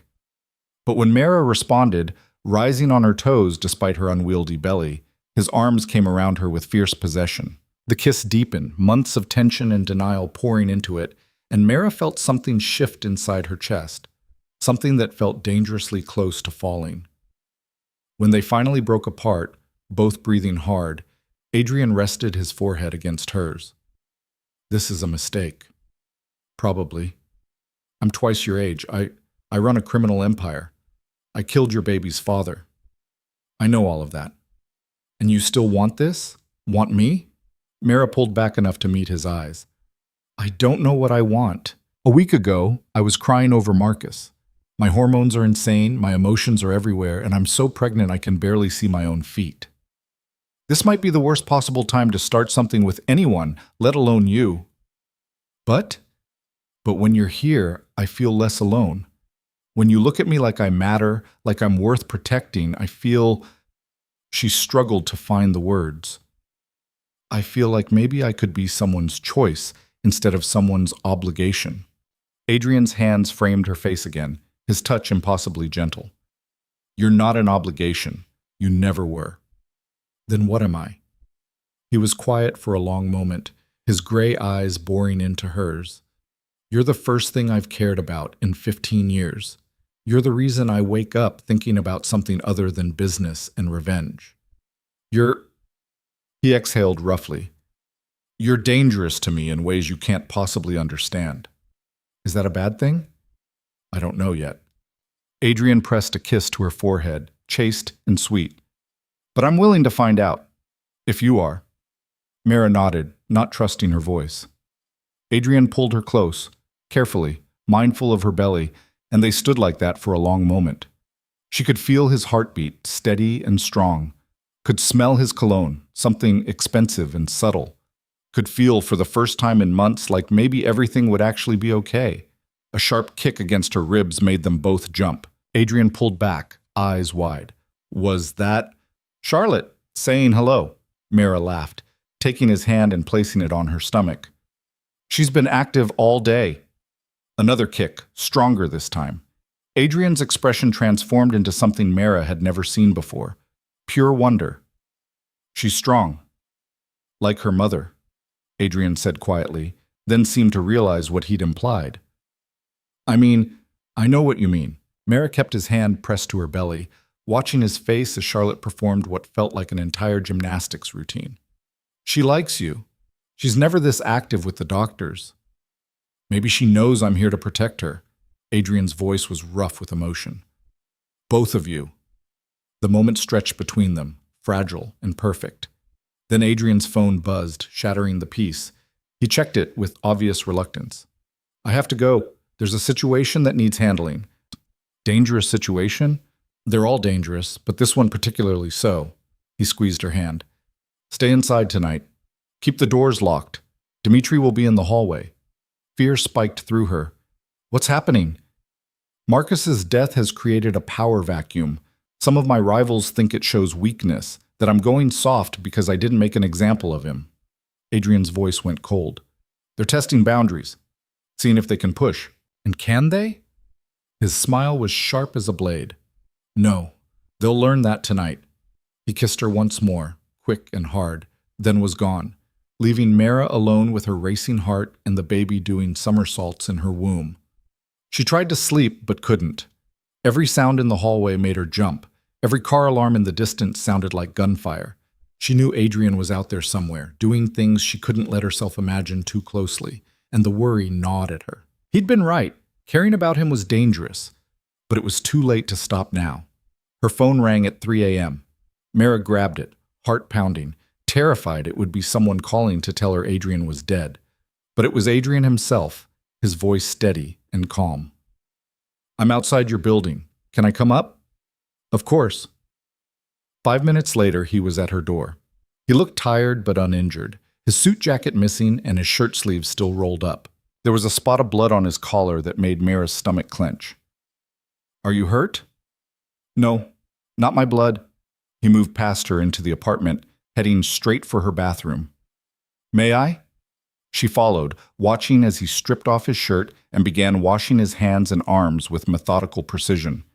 The scars she'd noticed before were more visible now, a map of old violence written on his skin. Did you kill someone tonight? The question came out before she could stop it. Adrian met her eyes in the mirror. Yes, 3 people who thought they could kidnap one of my accountants to get information. They were wrong. And the accountant? Safe. Shaken, but safe. He dried his hands. The message has been sent. No one else will test me for a while. Mera should have been horrified.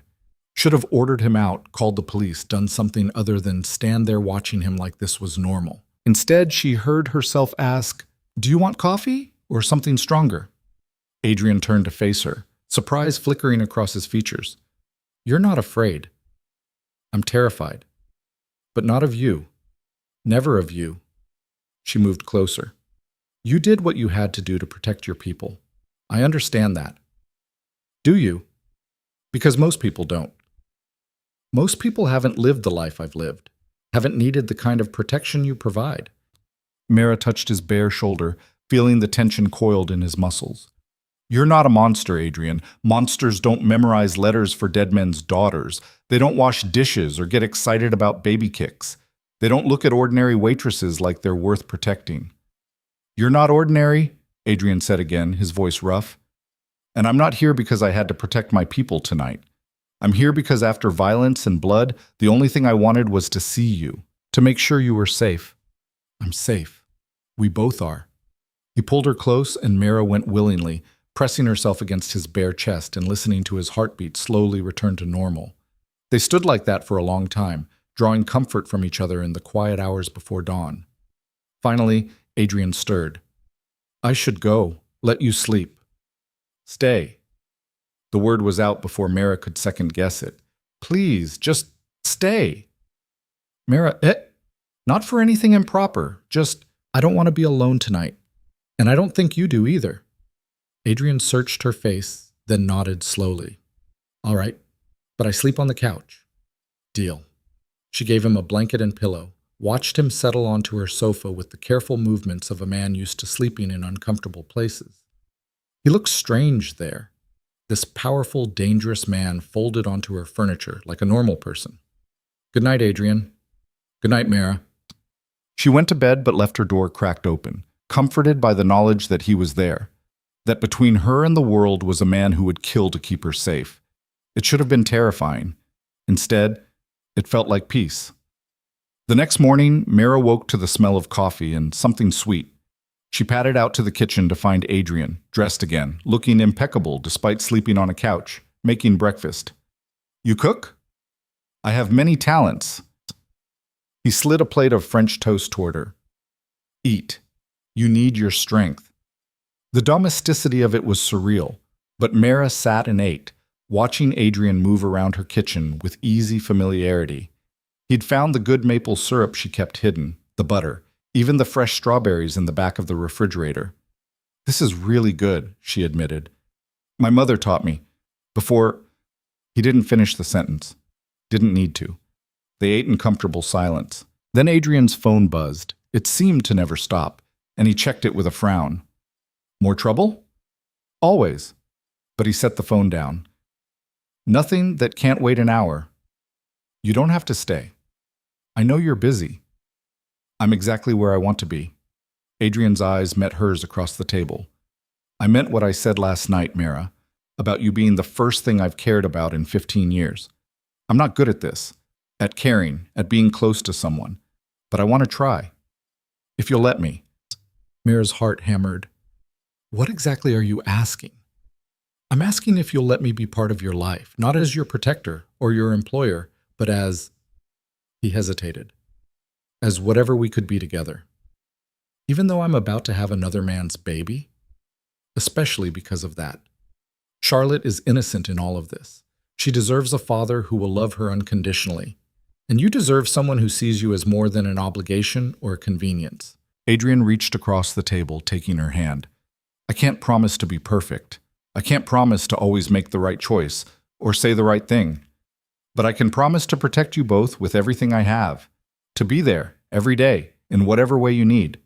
Tears pricked at Mera's eyes. That sounds suspiciously like a proposal.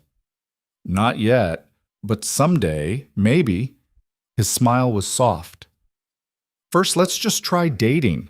Normal dating. Dinner, movies, conversation. Let me court you properly. Court me? Mera laughed through her tears. Who says court anymore? Russians do. We're very old-fashioned about some things. Adrian lifted her hand to his lips, pressing a kiss to her knuckles. So what do you say, Mera Caldwell? Will you let me court you? She should say no, should recognize this for the complication it was. She was 8 months pregnant, emotionally fragile, living under the protection of a man who killed people for a living. This was objectively a terrible idea. Yes, she heard herself say. Yes, I will. Adrian's smile transformed his entire face, making him look years younger. Good. Then I'll pick you up Friday at 7. Wear something comfortable. Where are we going? You'll see. He left shortly after, called away by business that Mera didn't ask about. But the apartment felt different now, warmer, fuller, like his presence had changed the very air. Elena noticed immediately when Mera arrived at the gallery. You're glowing. I'm 8 months pregnant. I'm sweating, not glowing. No, this is different. Elena's sharp eyes narrowed. What happened? Mera tried to deflect, but Elena was persistent. Finally, she admitted, Adrian and I are trying something. Dating, I guess. Elena's expression cycled through surprise, concern, and finally understanding. I wondered when he'd finally make a move. He's been in love with you for months. He has not... Mera, darling, I've worked for Adrian for 15 years. I know what he looks like when he cares about someone. And the way he looks at you? Elena smiled. That's not protection. That's devotion. The words settled into Mera's chest, warm and terrifying. Devotion. From a man who commanded empires and ended lives with a phone call. From a man who'd lost everything once and rebuilt himself into something harder, colder. From a man who looked at her like she was worth protecting.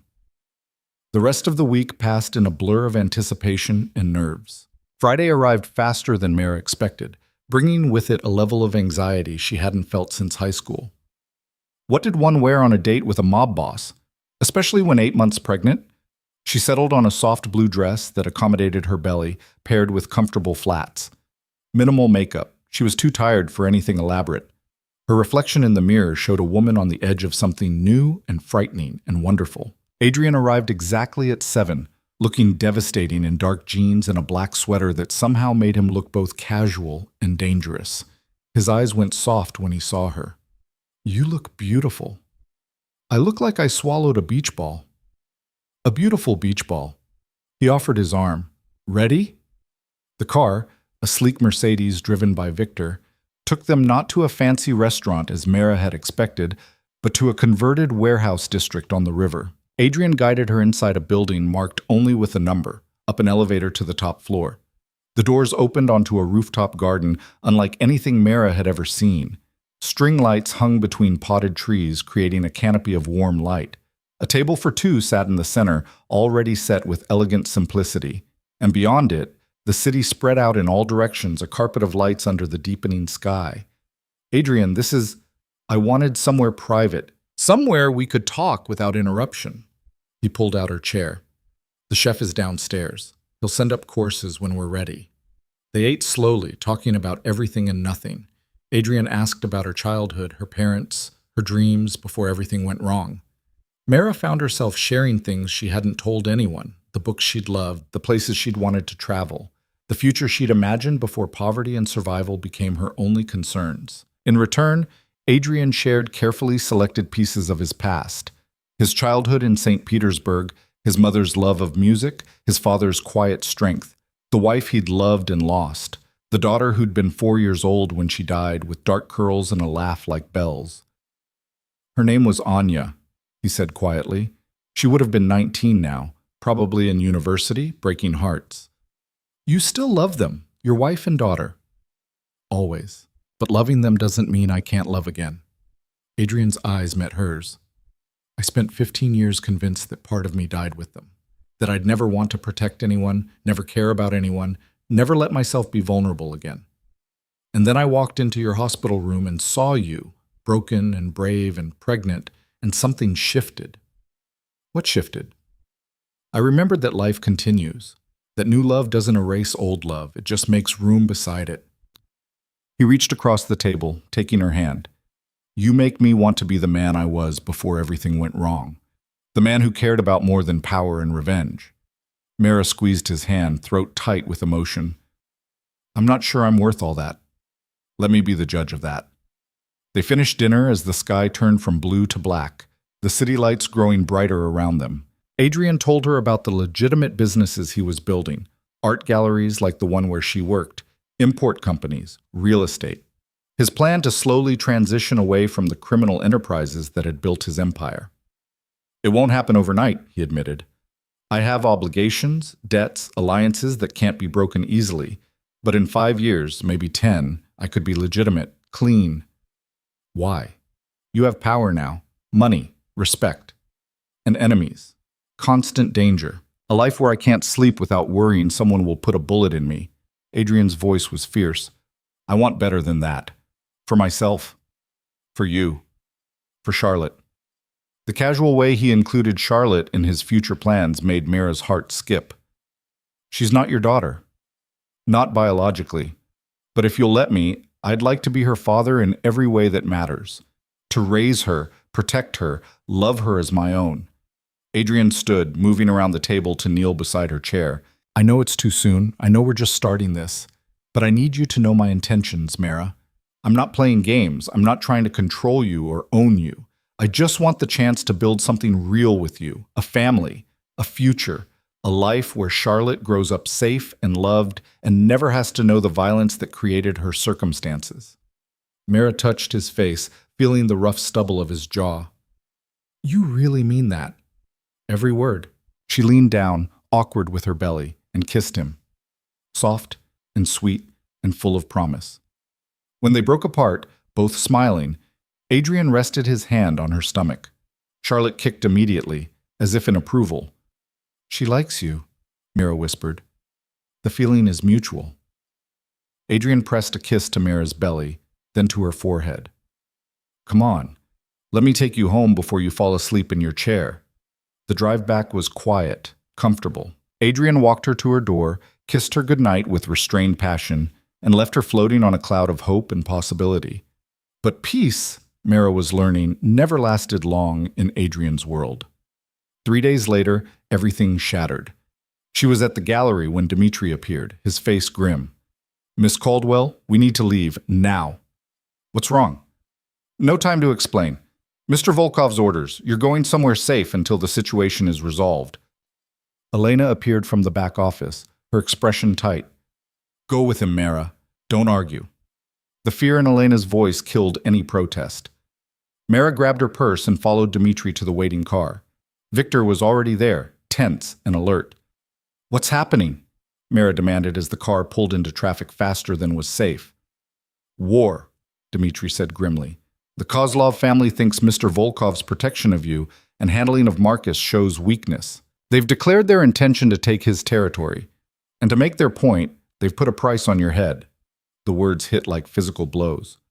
On me? You and the baby. They think killing you will destroy Mr. Volkov's credibility. Victor's hands were white-knuckled on the steering wheel. But they don't know him like we do. This won't break him. It'll unleash him. Mera pressed both hands to her stomach, feeling Charlotte's movements. Where are you taking me? Mr. Volkov's safe house. In the mountains, 3 hours from here. Completely secure, off any grid. You'll stay there until this is over. And Adrian? Dmitri's smile was cold. Mr. Volkov is handling it personally. The Kozlovs made a mistake. They'll learn that tonight. The drive took 4 hours through winding mountain roads. The safe house turned out to be a fortress disguised as a luxury cabin, stone and timber and glass, perched on a mountainside with views that would have been breathtaking if Mera hadn't been terrified. Inside, Adrian was waiting. He pulled her into his arms the moment she entered, holding her so tightly she could barely breathe. Thank heaven you're safe. What's happening? Dmitri said, the Kozlovs overplayed their hand. They thought threatening you would make me weak. Instead, they've given me justification to end them completely. Adrian pulled back, his eyes burning with cold fury. I'm going to war, Mera, and when it's over, you'll never be threatened again. I promise you that. Mera touched his face, seeing the transformation from the man who'd courted her so gently to the one who'd built an empire on fear. Don't get yourself killed. I won't. I have too much to live for now. He kissed her fiercely. Stay here. Don't leave for any reason. There are guards, supplies, everything you need. I'll be back as soon as it's safe. How long? A few days? Maybe a week. Adrian's hand covered her belly. Keep Charlotte safe. That's all I ask. Then he was gone, disappearing into the night with Victor and half a dozen other men. And Mera was left in the beautiful prison, waiting for a war to end and praying the man she loved would survive it. The first night in the safe house stretched endlessly. Mera paced the main room, her hands never leaving her belly, jumping at every sound the wind made against the windows. The guards Adrian had left, 4 of them, silent and professional, rotated shifts with military precision, but their presence did nothing to ease the gnawing fear in her chest. She tried calling Adrian 3 times. Each call went straight to voicemail. Pick up, she whispered to the phone, as if her need could will him to answer. Please, just let me know you're alive. But the phone stayed silent, and the night crept by with agonizing slowness. Dawn brought Dmitri appearing at her door with dark circles under his eyes and tension radiating from every muscle. Is he alive and unharmed? Dmitri said quickly, clearly used to that being the first question. But it's worse than we thought. The Kozlovs have allied with 2 other families. They're calling it a coalition against Mr. Volkov's tyranny. His tone made it clear what he thought of that justification. Mera sank into the nearest chair. How many people are we talking about? Maybe 60 armed men between the 3 families, plus their business operations, their connections. Dmitri's jaw tightened. They're trying to strangle Mr. Volkov's income streams while attacking his people directly. 3 warehouses burned last night. 2 of our clubs were shot up. 5 men in the hospital, 1 dead. Who died? Alexei. He works security at the gallery sometimes. You might have met him. Mera had met him, a young man, maybe 25, who'd always smiled and held doors for her. Now dead because people wanted to hurt Adrian by hurting everyone around him. This is my fault, she whispered. If Adrian hadn't protected me, this was always coming. Dmitri's voice was firm. The Kozlovs have wanted Mr. Volkov's territory for years. You're just the excuse they're using. If it wasn't you, it would have been something else. That doesn't make me feel better. It should, because it means Mr. Volkov isn't fighting for pride or territory. He's fighting for you, for Charlotte. And when he fights for something he loves? Dmitri's smile was cold. The outcome is never in doubt. He left after that, returning to the city and the war being waged there. And Mera was alone again, trapped in luxury, while people died over her. The second day was worse. Elena called in the afternoon, her voice shaking. Mera, thank heaven, I've been so worried. I'm safe. Dmitri said you're in a secure location too. Yes, Mr. Volkov moved all the civilian employees somewhere safe. We're at a hotel under guard. Elena paused. Have you heard from him? No, you. A text this morning, just 2 words. Stay safe. That's all. Elena's breath hitched. This is bad, Mera. I've been with Adrian for 15 years, seen him through territorial disputes and power plays, but I've never seen anything like this. The coalition isn't just trying to take his business. They're trying to erase him. They won't succeed. I hope you're right, but even if Adrian wins, the cost... Elena didn't finish the sentence. She didn't have to. After they hung up, Mera stood at the floor-to-ceiling windows, watching clouds roll across the mountain peaks. Charlotte kicked steadily, as if reminding her that life continued even when the world outside was burning. Your father is out there fighting for us, Mera told her belly. Not the father who made you, but the father who's choosing you, the one who's risking everything to keep us safe. The baby kicked harder, and Mera let herself believe it was understanding. Agreement. Hope. Night fell again. Mera tried to sleep but couldn't. Every creak of the house made her imagine attackers. Every gust of wind sounded like gunfire. She lay in the massive bed, larger than anything she'd ever slept in before, and stared at the ceiling, willing her phone to ring. At 2 a.m., it finally did. Adrian? She grabbed it so fast she nearly dropped it. It's me. His voice was rough with exhaustion. I'm sorry I haven't called sooner. Things have been complicated. Are you hurt? Minor injuries, nothing serious. A pause. How are you? How's Charlotte? We're fine. Worried about you. Scared. Mera pressed the phone harder against her ear, as if that could bring him closer. Dmitri told me about Alexei. I know. I'm sorry you had to hear that. Adrian's voice went hard. But his death won't be in vain. The Kozlovs will pay for every drop of blood they've spilled. How long is this going to last? I don't know. They're dug in, well-funded. But they made a critical mistake. What mistake? They think I'm fighting to protect my territory and pride. They don't understand that I'm fighting for something much more important. His voice softened. I'm fighting for you, Mera. For Charlotte. For the future we're going to build together. That makes me more dangerous than they can possibly imagine. Mera's throat tightened. Please, don't die for us. I don't plan to die at all. I plan to win decisively and then come back to you. A sound in the background, shouting, maybe. I have to go. Victor needs me. But I needed to hear your voice, to know you were really okay. I'm okay, I promise. Just be careful. Always. He paused. I love you, Mera. I should have said it before, but I'm saying it now. I love you. The words hit her like a physical force. She'd known, somewhere deep down, but hearing him say it made it real, undeniable. I love you too, she whispered. Come back to me, please. Wild horses couldn't keep me away. The line went dead. Mera clutched the phone to her chest, tears streaming down her face. He loved her. Adrian Volkov, the most dangerous man she'd ever met, loved her. And she loved him back, despite the violence and the danger and the absolute insanity of their situation. The third day brought news that made Mera's blood run cold. One of the guards, a man named Pavel, who sometimes brought her meals, mentioned it casually while delivering lunch. They hit the gallery last night, burned it to the ground. The plate slipped from Mera's hands, shattering on the hardwood floor. Elena's gallery? Yes, wanted to send a message.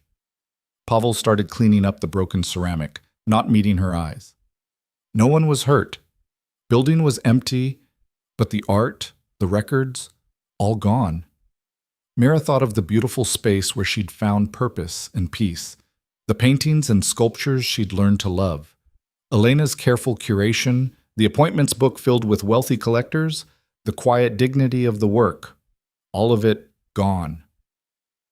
Mr. Volkov knows? Yes, Pavel hesitated. He's not taking it well. The gallery was one of his legitimate businesses. He was proud of it. More than that, Mera thought.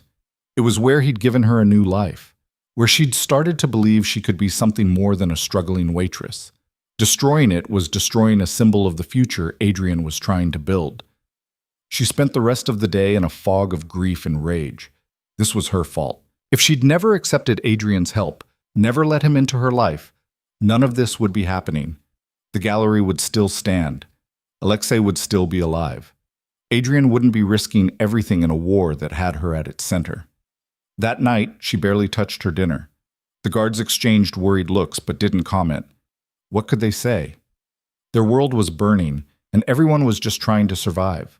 She was lying in bed, staring at nothing when she felt it. A sharp, stabbing pain low in her abdomen that made her gasp. Then another, stronger. "No," she whispered, hands flying to her belly. "No, no, no, not now. Please, not now." But Charlotte had her own timeline. Another contraction hit, hard enough to make Mera cry out. She fumbled for her phone, called the first number she could find. Dimitri answered on the first ring. "Miss Caldwell." "Something's wrong." "The baby, I'm having contractions." "It's too early. I'm only 36 weeks. I'm calling for medical transport now. Stay calm. Don't move." His voice was steady despite the clear panic underneath. "Is there bleeding?" "I don't know. I don't think so. But it hurts, Dimitri. It really hurts." "The doctor will be there in 20 minutes. I'm informing Mr. Volkov now." "No, don't tell him. He's in the middle of—" "He'd want to know. He'd demand to know." Dimitri's tone left no room for argument. "Hold on, Miss Caldwell. Help is coming." The next 20 minutes were the longest of Mera's life. The contractions came every few minutes, each one worse than the last. Pavel and another guard hovered anxiously in the doorway, clearly out of their depth with pregnant women and medical emergencies. When the helicopter finally landed on the pad behind the house, Mera could have wept with relief. A doctor and nurse rushed in with professional efficiency, checking her vitals, asking questions in calm voices. "Preterm labor," the doctor confirmed. "Not unusual at 36 weeks, but we need to get you to a hospital. Can you walk?" "I think so." They helped her to the helicopter, Pavel carrying her overnight bag. As they lifted off, Mera watched the safe house disappear below them, lit up like a beacon against the dark mountains. "Where are we going?" she asked the doctor. "St. Catherine's." "Mr. Volkov's orders." "It's where you were before, yes?" "Yes." The same hospital where she'd woken up 8 months ago to find her life completely changed. Full circle, she thought dizzily. The flight took 30 minutes. The contractions didn't stop, but they didn't get worse either. Steady, painful, but manageable. The doctor kept monitoring her, his expression professionally neutral. "Is the baby okay?" Mera asked for the 10th time. "Heartbeat is strong. Position is good. If you deliver tonight, she should be fine. 36 weeks is early, but not dangerously so." They landed on the hospital roof. Another team was waiting, whisking Mera into a wheelchair and down to a private birthing suite that looked more like a luxury hotel room than a medical facility. "Mr. Volkov arranged for the best," a nurse said, helping Mera into a hospital gown. "You're in excellent hands." But the hands Mera wanted were Adrian's, and he was somewhere in the city, fighting a war, completely unreachable. Or so she thought. An hour later, as her contractions intensified to the point where she could barely think straight, the door to her suite slammed open. Adrian stood there, breathing hard, his clothes torn and blood-stained, his face pale beneath the bruises. "Mera." He was at her side in 3 strides, taking her hand. "I'm here. I'm sorry. I came as soon as Dimitri called." "You're hurt." She touched his face, feeling the swelling along his jaw. "I'm fine. This?" He gestured at himself dismissively. "Nothing. How are you?" "How's Charlotte?" "Coming. Soon, I think." Another contraction hit, and Mera gripped his hand hard enough to make him wince. "You shouldn't be here. The coalition can wait." "You can't." Adrian pressed a kiss to her forehead. "Victor's handling the situation. I'm exactly where I need to be." The doctor entered, checked her progress, and nodded with satisfaction. "You're at 8 centimeters. It won't be long now." Terror and excitement warred in Mera's chest. "I'm not ready. I thought I'd have more time to prepare." "You're ready." Adrian's voice was certain. "You're the strongest person I know. You can do this." The next 2 hours blurred together in a haze of pain and effort. Adrian stayed by her side the entire time, holding her hand, whispering encouragement, being the steady anchor she desperately needed. The nurses tried to make him leave, to clean up, to rest, but one look at his face shut down those suggestions immediately. Finally, after what felt like both an eternity and an instant, the doctor said the words Mera had been waiting for. "One more push. You're almost there." Mera bore down with everything she had, Adrian's hand locked in hers, his voice in her ear telling her she could do this. She was amazing. She was almost done. And then, cutting through the pain and exhaustion, a new sound filled the room. A baby crying. "It's a girl," the doctor announced, holding up a tiny, perfect creature covered in blood and vernix. Healthy lungs on this one. They placed Charlotte on Mera's chest, and the entire world narrowed to that one small life. She was perfect, impossibly small, with a shock of dark hair and eyes that seemed to look right through Mera into her soul. Her cries softened as she felt her mother's heartbeat, her tiny fist curling around Mera's finger with surprising strength. "Hello, Charlotte," Mera whispered, tears streaming down her face. "I'm your mama. I've been waiting to meet you." She looked up to find Adrian staring at the baby with naked wonder on his face. All his carefully controlled masks had fallen away, leaving only raw emotion. "She's perfect," he breathed. "Do you want to hold her?" Adrian hesitated, something almost like fear flickering across his face. "I don't want to hurt her." "You won't." Mera shifted carefully, offering Charlotte to him. "Here, support her head." Adrian took the baby with the kind of reverence usually reserved for religious artifacts. Charlotte seemed impossibly tiny in his large, scarred hands. She blinked up at him, her cries stopping entirely, and something broke in Adrian's expression. "Hello, little one," he said softly. "I'm Adrian. I'm going to keep you safe for the rest of your life. That's a promise." Watching him hold Charlotte, seeing the fierce protectiveness and love on his face, Mera fell even deeper in love with him. This was the man beneath the violence and power, the man who'd lost his own daughter and had just been given the chance to be a father again. "She looks like you," Adrian said quietly. "Same nose, same chin. She has Marcus's eyes, I think, the shape of them. Then she has the best of both of you." Adrian touched Charlotte's tiny hand, and she gripped his finger just as she'd gripped Mera's. "She's going to be beautiful and strong and fierce, just like her mother." The moment was shattered by Dmitri bursting through the door, gun drawn. "Mr. Volkov, we have a situation." He stopped short, seeing the baby. "Oh." Adrian's expression hardened instantly, the mask sliding back into place. "What situation?" "The coalition. They've tracked you here. They're coming." Dmitri glanced at Mera apologetically. "Maybe 20 men, heavily armed. They'll be here in 10 minutes. Fear spiked through Mera's exhaustion. "They're coming to the hospital?" "They're desperate." Adrian handed Charlotte back to Mera with obvious reluctance. "They know if they can't beat me in the city, they need to strike where I'm vulnerable." "Then leave. Go handle them. Charlotte and I are safe here. You're not safe anywhere until this ends." Adrian's voice was cold steel. "And it ends tonight." He turned to Dmitri. "How many men do we have?" 15 in the building, another 10 en route. Not enough. They outnumber us, and they have surprise." Adrian's jaw tightened. "But we have home advantage and motivation. Position men on every entrance. Lock down this floor completely. No one gets to Mera and Charlotte. Understood?" "Yes, sir." "Good." Adrian looked back at Mera, his expression softening. "I'm sorry. This should have been a perfect moment. Instead, you're going to go out there and end this." Mera shifted Charlotte in her arms, looking up at the man she loved with absolute faith. "Do what you have to do. We'll be here when you're done." Adrian cupped her face, kissing her with desperate intensity. Then he pressed a gentle kiss to Charlotte's forehead. "I love you both. More than life itself." He straightened, his hand moving to the gun holstered at his back. "Lock the door behind me. Don't open it for anyone but me or Dmitri." Then he was gone, Dmitri at his shoulder, leaving Mera alone with her newborn daughter and the sound of men preparing for battle in the hallway outside. A nurse appeared, young, terrified, but determined. "I'm staying with you. Hospital policy during lockdown. You should go. It's not safe. You just had a baby. You need medical monitoring."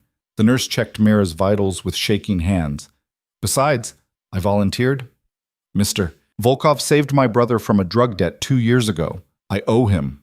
Mera wanted to argue, but another contraction, afterbirth pains, made her gasp. The nurse helped her through it, then settled into the chair beside the bed with the kind of fake calm that came from terror barely suppressed. Charlotte slept through it all, peaceful in her mother's arms, unaware that violence was coming for them. Gunfire erupted 10 minutes later. Mera heard it even through the locked door, sharp cracks that echoed through the hospital corridors. Shouting, running footsteps. More gunfire, closer now. She held Charlotte tighter, curling her body protectively around her daughter. If they came through that door, if they somehow got past Adrian and his men, she would fight. She'd never fought for anything in her life, but she would fight for Charlotte. The door handle rattled. Mera's heart stopped. "Mera, it's Victor. Let me in." She recognized his voice. The nurse unlocked the door, and Victor slipped inside, blood on his shirt but moving steadily. He locked the door again immediately. "Status?" the nurse asked. "Holding them on the stairwell, they brought more men than we expected." Victor positioned himself between the door and Mera. "But Mr. Volkov is handling it." The way he said handling it suggested things Mera didn't want to imagine too closely. More gunfire. A scream, cut short. Then terrifyingly, silence. Mera counted her heartbeats. Charlotte stirred in her arms, making small sounds that might become crying. The nurse offered to take her, but Mera shook her head. She couldn't let go. Not now. The silence stretched. 1 minute, 2, 5. Then footsteps in the hallway, slow, steady, coming closer. Victor raised his gun. The nurse moved to stand in front of Mera and Charlotte, and Mera held her breath, praying with everything she had. A knock. 3 sharp raps. "Mera, it's me. Open the door." Adrian's voice. Mera nearly collapsed with relief. Victor checked the peephole, then unlocked the door. Adrian entered, and Mera bit back a gasp. He was covered in blood, his clothes, his face, his hands. His knuckles were raw and bleeding. There was a gash across his cheek that would definitely scar. But his eyes, when they met hers, were clear, focused, alive. "It's over," he said simply. "The coalition is broken. Their leaders are dead. The survivors have surrendered." "All of them?" Victor asked. "Every single one." Adrian moved to the sink, washing blood from his hands with methodical precision. "Kozlov, Petrov, Sokolov, all dead. Their operations will be absorbed into ours. Their men have the choice to swear loyalty or leave the city. Most will choose loyalty." "You killed them all yourself?" The nurse's voice was awed. "They came to my family's hospital room on the night my daughter was born." Adrian's voice was flat. "What did they think would happen?" He finished washing, then came to Mera's bedside. She should have been horrified by the violence, by the cold calculation in his voice. Instead, she felt safe, protected, loved. "Is she okay?" Adrian asked, looking at Charlotte. "Perfect. Sleeping through everything like nothing happened." Mera shifted, making room on the bed. "Sit. You look like you're about to fall over." Adrian sank onto the edge of the mattress, careful not to jostle her. His hand found Charlotte's tiny head, stroking her dark hair with infinite gentleness. "I thought I was going to lose you both," he said quietly. "When Dmitri called and said you were in labor, and then that the coalition was coming, I've never been that afraid in my life. But you won." "I had to. Losing wasn't an option." Adrian looked up, his gray eyes burning into hers. "You and Charlotte? You're my whole world now. I would burn this entire city to ash before I let anyone hurt you." The ferocity in his voice should have been terrifying. Instead, it made Mera feel cherished beyond measure. "No more burning cities," she said softly. "You promised you'd go legitimate, that we'd have a peaceful life. And I will keep that promise. The coalition's destruction gives me the leverage I need. Other families will fall in line or leave. In 6 months, maybe a year, I can step back from the violent side of the business completely." Adrian's hand moved from Charlotte to cover Mera's. "We'll have that peaceful life. I swear it." Charlotte chose that moment to wake up, her eyes blinking open to focus on Adrian's face. She didn't cry, just studied him with that intense newborn stare. "She knows you," Mera whispered. "She knows I'm hers, just like I'm yours." Adrian leaned down, pressing a kiss to Mera's forehead. "Marry me." The words hung in the air. Mera stared at him, certain she'd heard wrong. What? Marry me. I know it's fast. I know we've only been together a few weeks, but I've never been more certain of anything. Adrian's voice was fierce. I love you. I love Charlotte. I want to build a life with you, raise her together, give her brothers and sisters if you'll have me. I want to wake up every morning knowing you're mine and I'm yours. So marry me, Mera, please. Tears streamed down Mera's face. You're proposing in a hospital room covered in blood while I look like I've been hit by a truck? I'm proposing in the room where our daughter was born, on the night I proved I'd do anything to protect you both. Adrian's smile was tender. This is the perfect moment, the only moment that matters. Mera looked down at Charlotte, then back up at Adrian. 6 months ago, she'd been a struggling waitress with no future and no hope. Now she held a beautiful baby girl in her arms and had a man who'd moved heaven and earth to keep them safe. It was insane. It was impossible. It was everything she'd never dared to dream. Yes, she whispered. Yes, I'll marry you. Adrian's smile transformed his entire face. He kissed her, careful and tender despite the violence still clinging to him. When they broke apart, Charlotte was watching them both with those dark, serious eyes. Welcome to the family, little one, Adrian told her. I promise you're going to have the best life I can give you.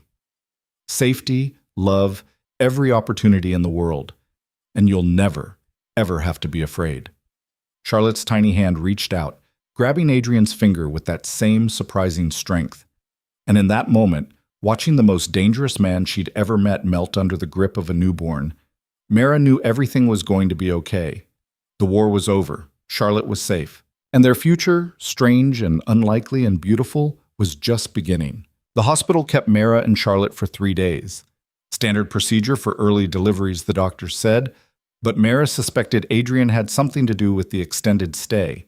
He wanted them under medical supervision, protected by walls and guards, while he finished cleaning up the aftermath of the war. He visited every day, always arriving with gifts, flowers, books, tiny outfits for Charlotte that were far too expensive for a newborn who would outgrow them in weeks. On the second day, he brought a velvet box that made Mera's breath catch. I know we haven't set a date, he said, opening it to reveal a ring that caught the light like captured fire. But I wanted you to have this, to know that my proposal was real, that I meant every word. The diamond was stunning, emerald cut, surrounded by smaller stones that formed a delicate flower pattern. It was the kind of ring Mera had only ever seen in magazines, on the hands of women who lived in different worlds.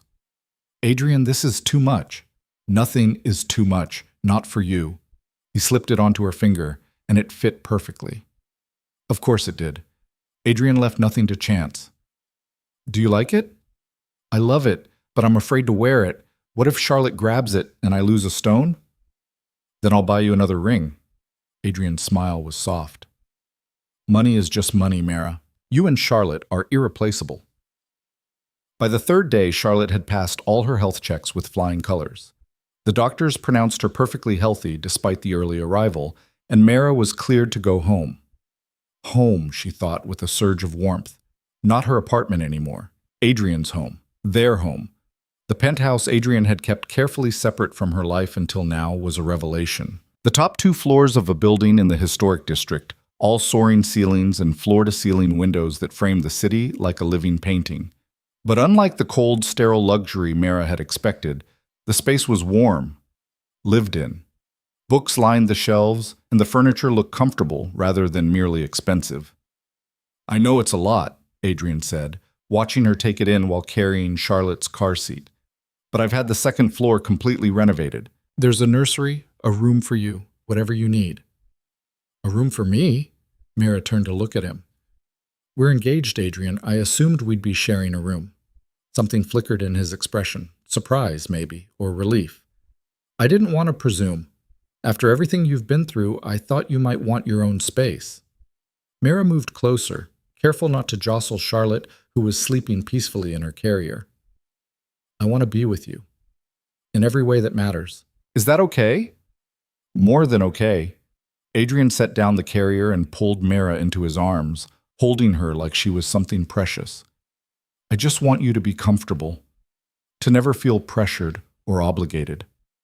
I don't feel pressured. I feel, she searched for the right word, cherished, safe. Home. The kiss that followed was gentle, unhurried, full of promise. When they broke apart, Charlotte was watching them with those serious dark eyes, as if cataloging every detail of her new life. The nursery Adrian had prepared took Mera's breath away. Soft gray walls, white furniture, and delicate touches of pale pink that somehow avoided being cloying. A rocking chair sat by the window, perfect for late-night feedings. The crib was hand-carved wood, beautiful and sturdy, with a mobile of stars and moons hanging above it. "Elena helped," Adrian admitted. "I know nothing about babies. She guided me through what you'd need. It's perfect." Mera touched the soft blankets, the tiny clothes already hanging in the closet. "How long have you been planning this?" "Since the day I asked you to marry me. I wanted everything ready when you came home." Adrian lifted Charlotte from her carrier, cradling her with the easy confidence he'd developed over 3 days of practice. "I want her to know from the very beginning that she's loved, that she belongs here." Watching him hold Charlotte, seeing the fierce protectiveness and genuine love on his face, Mera felt her last doubts dissolve. This was right. Strange and unlikely and born from tragedy, but undeniably right. The first weeks of Charlotte's life fell into a rhythm that felt almost normal.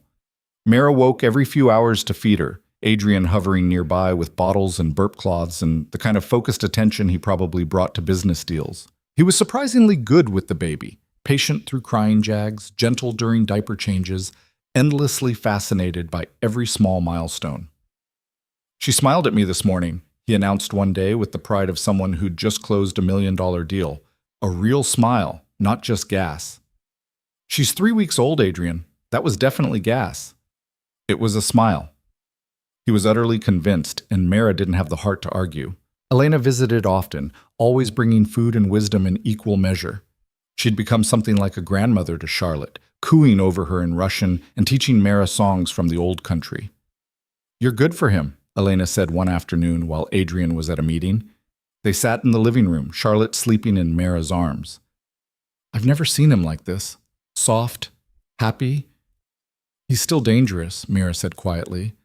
"I'm not naive about what he does." "No, you're not. But you see all of him, the violence and the tenderness, and you love him anyway. That's rare." Elena's eyes were gentle. "And he loves you the same way, completely, without reservation." It was true. Adrian had opened himself to Mera in ways she suspected he'd never done with anyone, even his first wife. He told her about the nightmares that still woke him sometimes, dreams of fire and loss, about the guilt he carried for every person he'd hurt, every life he'd taken, about his determination to build something better, something clean, for Charlotte to inherit. "I don't want her to know what I was," he confessed one night as they lay in bed, Charlotte asleep in the nursery with the monitor on the nightstand. "I want to be legitimate before she's old enough to understand. Before she can ask questions, I don't want to answer." "Then make it happen." Mera turned to face him. "You have the power, the resources. What's stopping you?" "Obligations, alliances, people who depend on the current structure." Adrian's jaw tightened. "But I'm working on it. Every day I'm shifting more assets into legitimate businesses. The galleries, the import companies, real estate. In a year, maybe 18 months, I can step back from the rest." "And until then?" "Until then, I do what I have to do to keep us safe." He pulled her closer. "But the violence is ending, Mera. No more wars, no more bloodshed. Just quiet management until I can hand it all off to Victor and walk away." Mera believed him. She saw the changes happening. Fewer late-night calls, more business meetings in actual offices instead of abandoned warehouses. Adrian was keeping his promise, transforming himself one decision at a time. When Charlotte was 6 weeks old, Adrian brought up the wedding. "I want to marry you soon," he said over breakfast. Charlotte was in her bouncer, making the gurgling sounds that had become her favorite form of communication. "Not a huge ceremony, just us and the people who matter most." "How soon?" "Next month? I know it's fast, but I don't want to wait. I want to make this official, to give Charlotte a family, legally and completely." Mera thought about it. She had no family left to invite, no friends beyond Elena, and a few women from the gallery. A small ceremony made sense. More than that, it felt right. "Okay, next month. But I have one condition." Adrian raised an eyebrow. Name it. I want to adopt Charlotte legally as my daughter, and I want you to adopt her too. Not just claim her, actually legally become her father. Can we do that? Something raw and beautiful crossed Adrian's face. You want me to be her father? Officially? You already are her father in every way that matters. This just makes it legal, makes her yours. Mera reached across the table to take his hand. Marcus gave her life, but you're giving her everything else. Love, safety, a future. You deserve to be her father. Adrian's eyes were suspiciously bright. Then, yes, we'll do it all at once. Get married, adopt Charlotte, start fresh as a real family. The lawyers Adrian employed made it happen with remarkable speed. Adoption papers were filed, background checks completed, home studies conducted by social workers who looked terrified of Adrian but had to admit he'd created the perfect environment for a child. The wedding license was obtained and Elena took charge of planning the actual ceremony with the kind of efficiency that suggested she'd been waiting for this moment for years. Small and intimate, she declared. The penthouse terrace, sunset, maybe 20 guests. You'll wear something simple but beautiful. Adrian will cry. I won't cry, Adrian protested. You will absolutely cry. Elena patted his hand. And it will be lovely. She was right about everything except the guest count. When the day arrived, there were maybe 15 people total. Victor and Dmitri both looking uncomfortable in suits. Pavel and a few other guards who'd become something like friends. Elena, of course, and two of her daughters who'd flown in from Boston. The judge who would perform the ceremony. A photographer to capture the moment. And Charlotte, dressed in a white gown that was ridiculously elaborate for a 2-month-old, sleeping peacefully in Elena's arms. Mera stood in the bedroom, looking at herself in the mirror. Her dress was simple. Ivory silk that flowed over her still-recovering body, elegant without being fussy. Her hair was down, the way Adrian liked it. The ring on her finger caught the light. She looked like a bride. She felt like someone else's life had somehow become hers. Ready? Elena appeared in the doorway, Charlotte stirring in her arms. Everyone's waiting. Is Adrian nervous? Terrified? He's been pacing for 20 minutes. Elena's smile was warm. But the moment he sees you, all of that will disappear. Trust me. She was right. When Mera stepped onto the terrace, transformed with flowers and soft lighting, the city spread out below them in the golden hour. Adrian turned and his entire face transformed.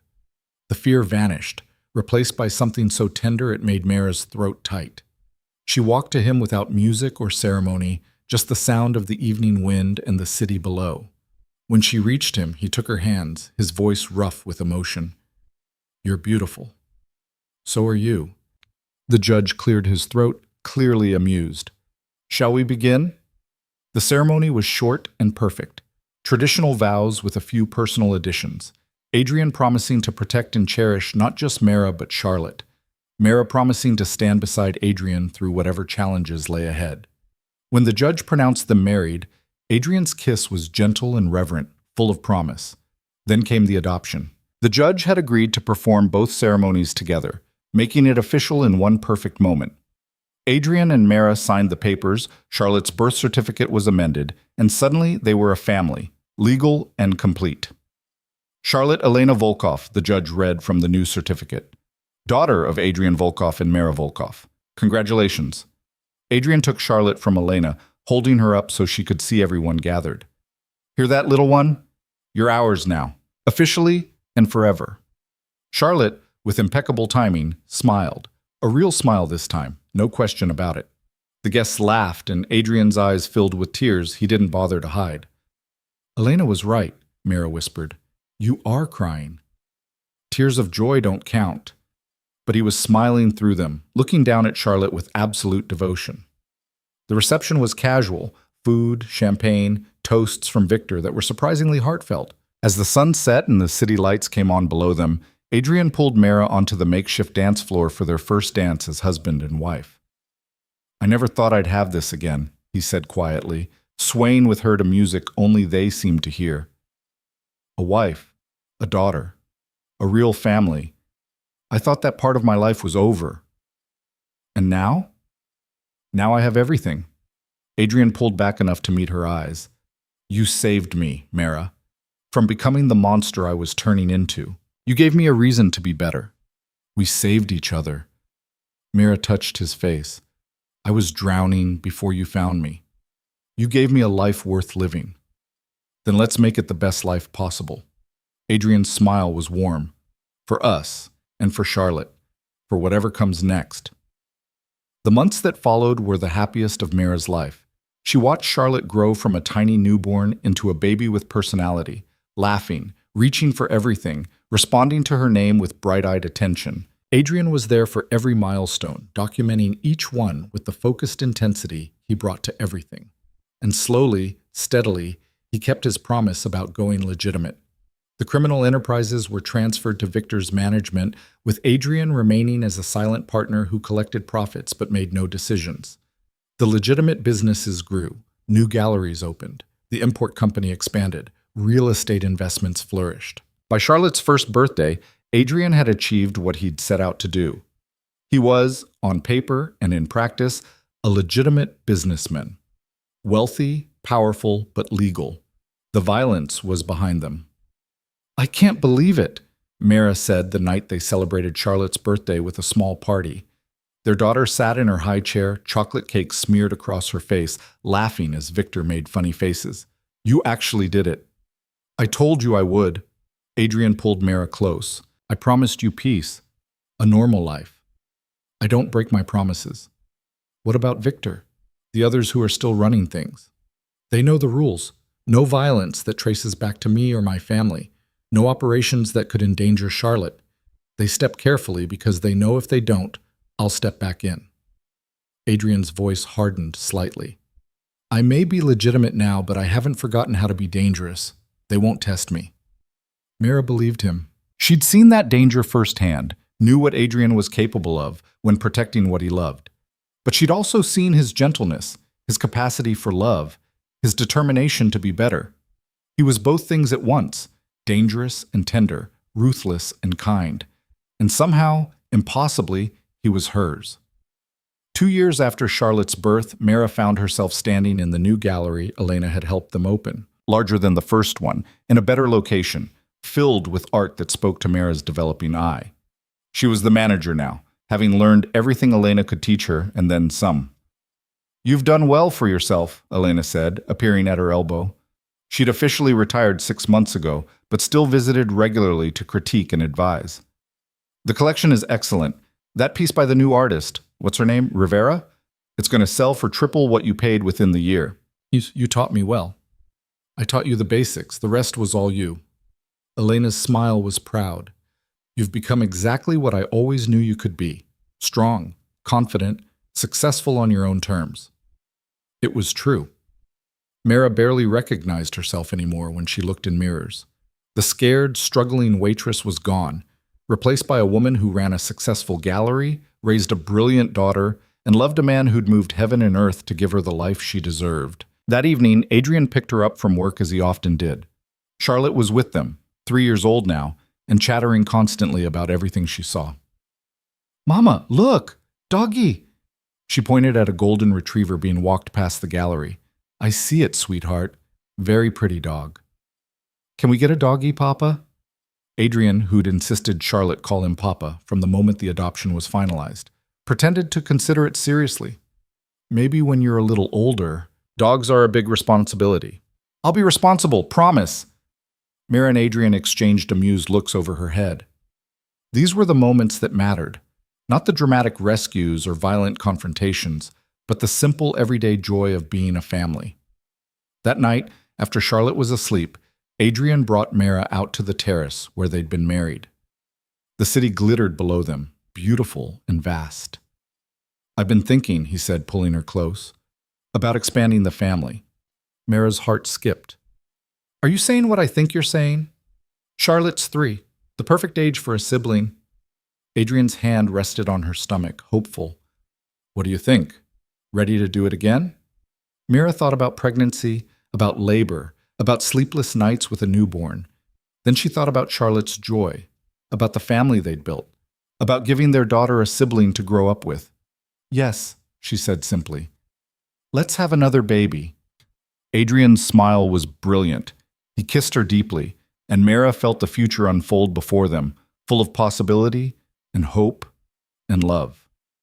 9 months later, Mera gave birth to a son they named Alexander, after Adrian's father. Charlotte was fascinated by her baby brother, insisting on helping with everything from diaper changes to bottle feedings. Adrian was, if possible, even more devoted the second time around, splitting his attention between both children with practiced ease. "I never imagined this," he confessed one night as they watched Charlotte read a story to baby Alexander in her careful, serious way. "After I lost my first family, I thought I'd never have this again. The noise, the chaos, the overwhelming love. You gave that back to me. We gave it to each other." Mera leaned against him.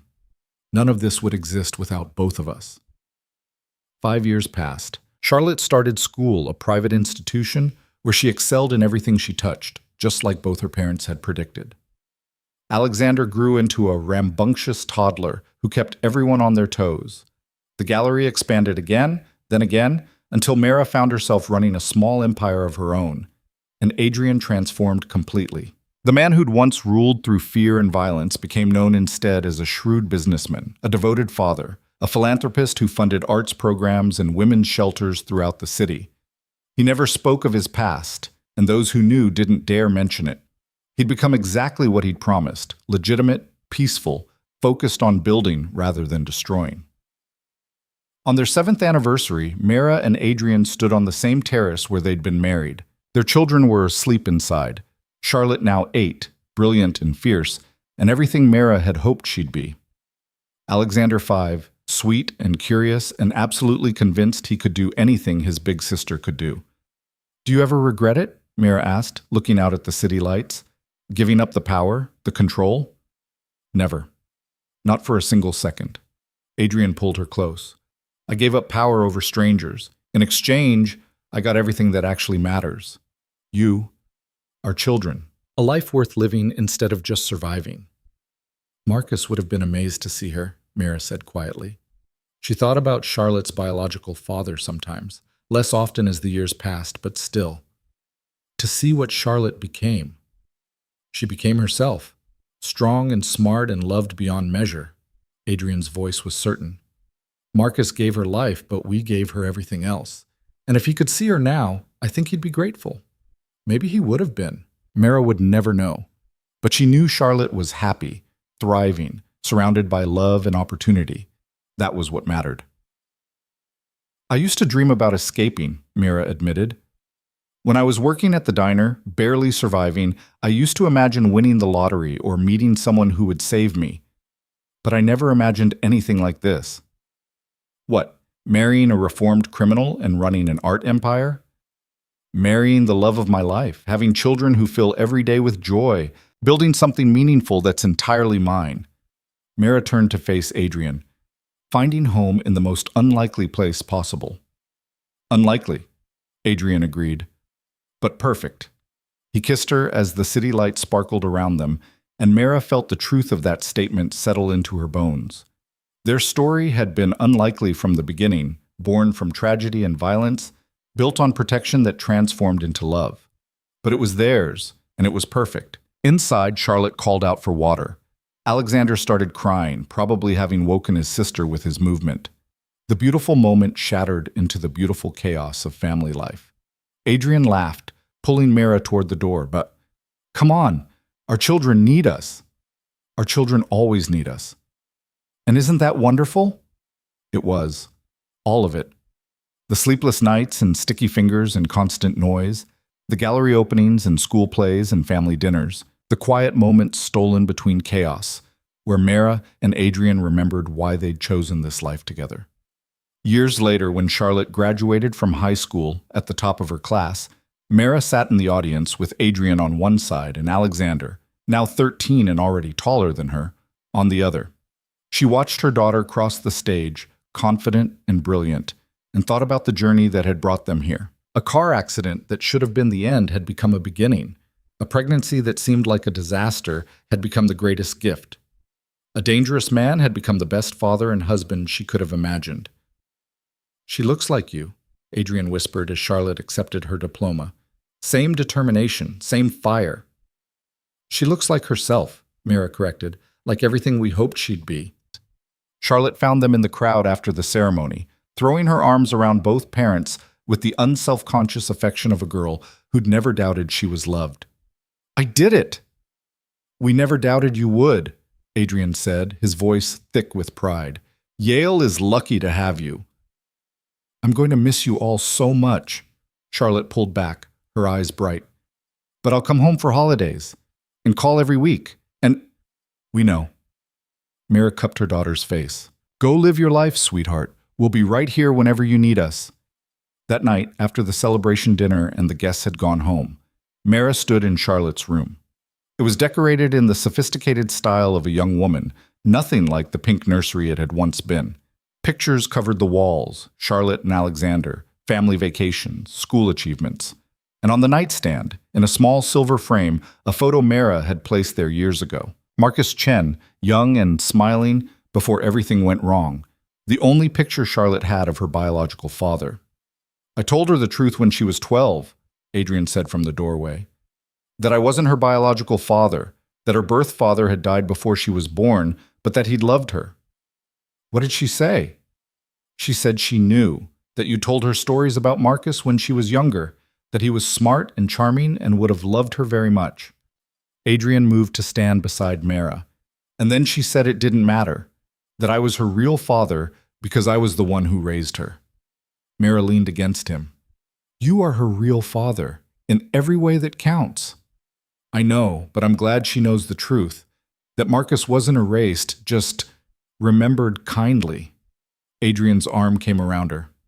"She deserves to know where she came from, even if where she's going is so much brighter."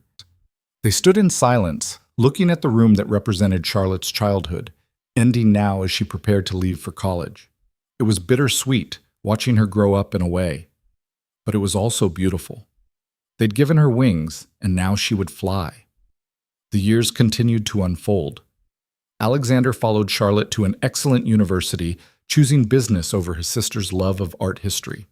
The galleries continued to thrive, expanding into new cities. Adrian's legitimate empire grew, and with it, his reputation transformed completely. He became known not for his dangerous past, but for his philanthropic present, funding scholarships, supporting the arts, creating opportunities for people who reminded him of Mera, struggling and deserving better. On their 20th anniversary, Mera and Adrian returned to the mountain safe house where they'd weathered the storm of the coalition's attack. It had been transformed over the years into a family retreat, the fortress becoming a peaceful escape. "Hard to believe it's been 20 years, Mera said, standing at the same window where she'd once waited in terror for Adrian to return from battle. 20 years since I proposed covered in blood in a hospital room?" Adrian smiled. "Most romantic proposal ever. It was perfect for us." Mera turned to face him, seeing the silver threading through his dark hair, the lines around his eyes that came from laughter more than stress. "Everything about us was perfect for us, even when it seemed insane." "Especially when it seemed insane." Adrian pulled her close. "I'm grateful for every moment, every challenge, every joy. All of it led us here." Here was everything they'd built together. Children who were thriving, businesses that gave them purpose, a life that had transformed from survival to genuine flourishing, love that had been tested and proven unbreakable. "Do you ever miss it?" Mera asked. "The power? The danger?" "No. I have everything I want right here." Adrian kissed her forehead. "Power is just a tool. What matters is what you build with it, and we built something beautiful." They had. Against all odds, despite every obstacle, they'd created a life that was worth every struggle it had taken to get there. That evening, Charlotte called from her job at a museum in New York. Alexander video chatted from his internship in London. Both of them happy, successful, loved, and loving. "We did good," Mera said as they ended the calls. "We did better than good. We did extraordinary." Adrian pulled her into his arms on the terrace, the mountains rising around them under a sky full of stars. "And it's not over. We have years ahead of us, more memories to make, more love to share."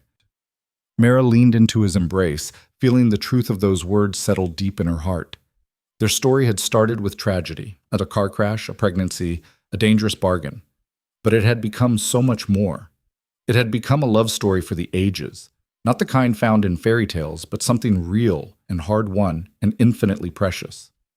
Two broken people who'd found each other in the darkness and built a light bright enough to guide them home. I love you, Mera whispered. I love you more, Adrian replied. Impossible. Want to bet? They argued about it playfully as they headed inside, their laughter echoing in the mountain air. And somewhere in the city below, the empire they'd built together continued its quiet work, helping people, creating beauty, making the world just a little bit better than they'd found it. Charlotte Volkov grew up to run her own museum, creating opportunities for young artists who needed them. Alexander Volkov built ethical businesses that treated employees fairly and gave back to communities. And Mera and Adrian Volkov grew old together, their love deepening with each passing year, proving that even the most unlikely beginnings could lead to the most beautiful endings. Their story had started with a collision, metal and glass and shattered lives. But it had transformed into something no one could have predicted, a family built on choice rather than obligation, love that conquered fear, peace that was earned through transformation rather than demanded through violence. And when Mera looked back on it all, from the scared waitress she'd been to the confident woman she'd become, she understood that every moment, even the terrifying ones, had been necessary, had been perfect in its own way, because it had led her here, to Adrian, to their children, to a life she'd never dared to dream but now couldn't imagine living without. That was the real miracle.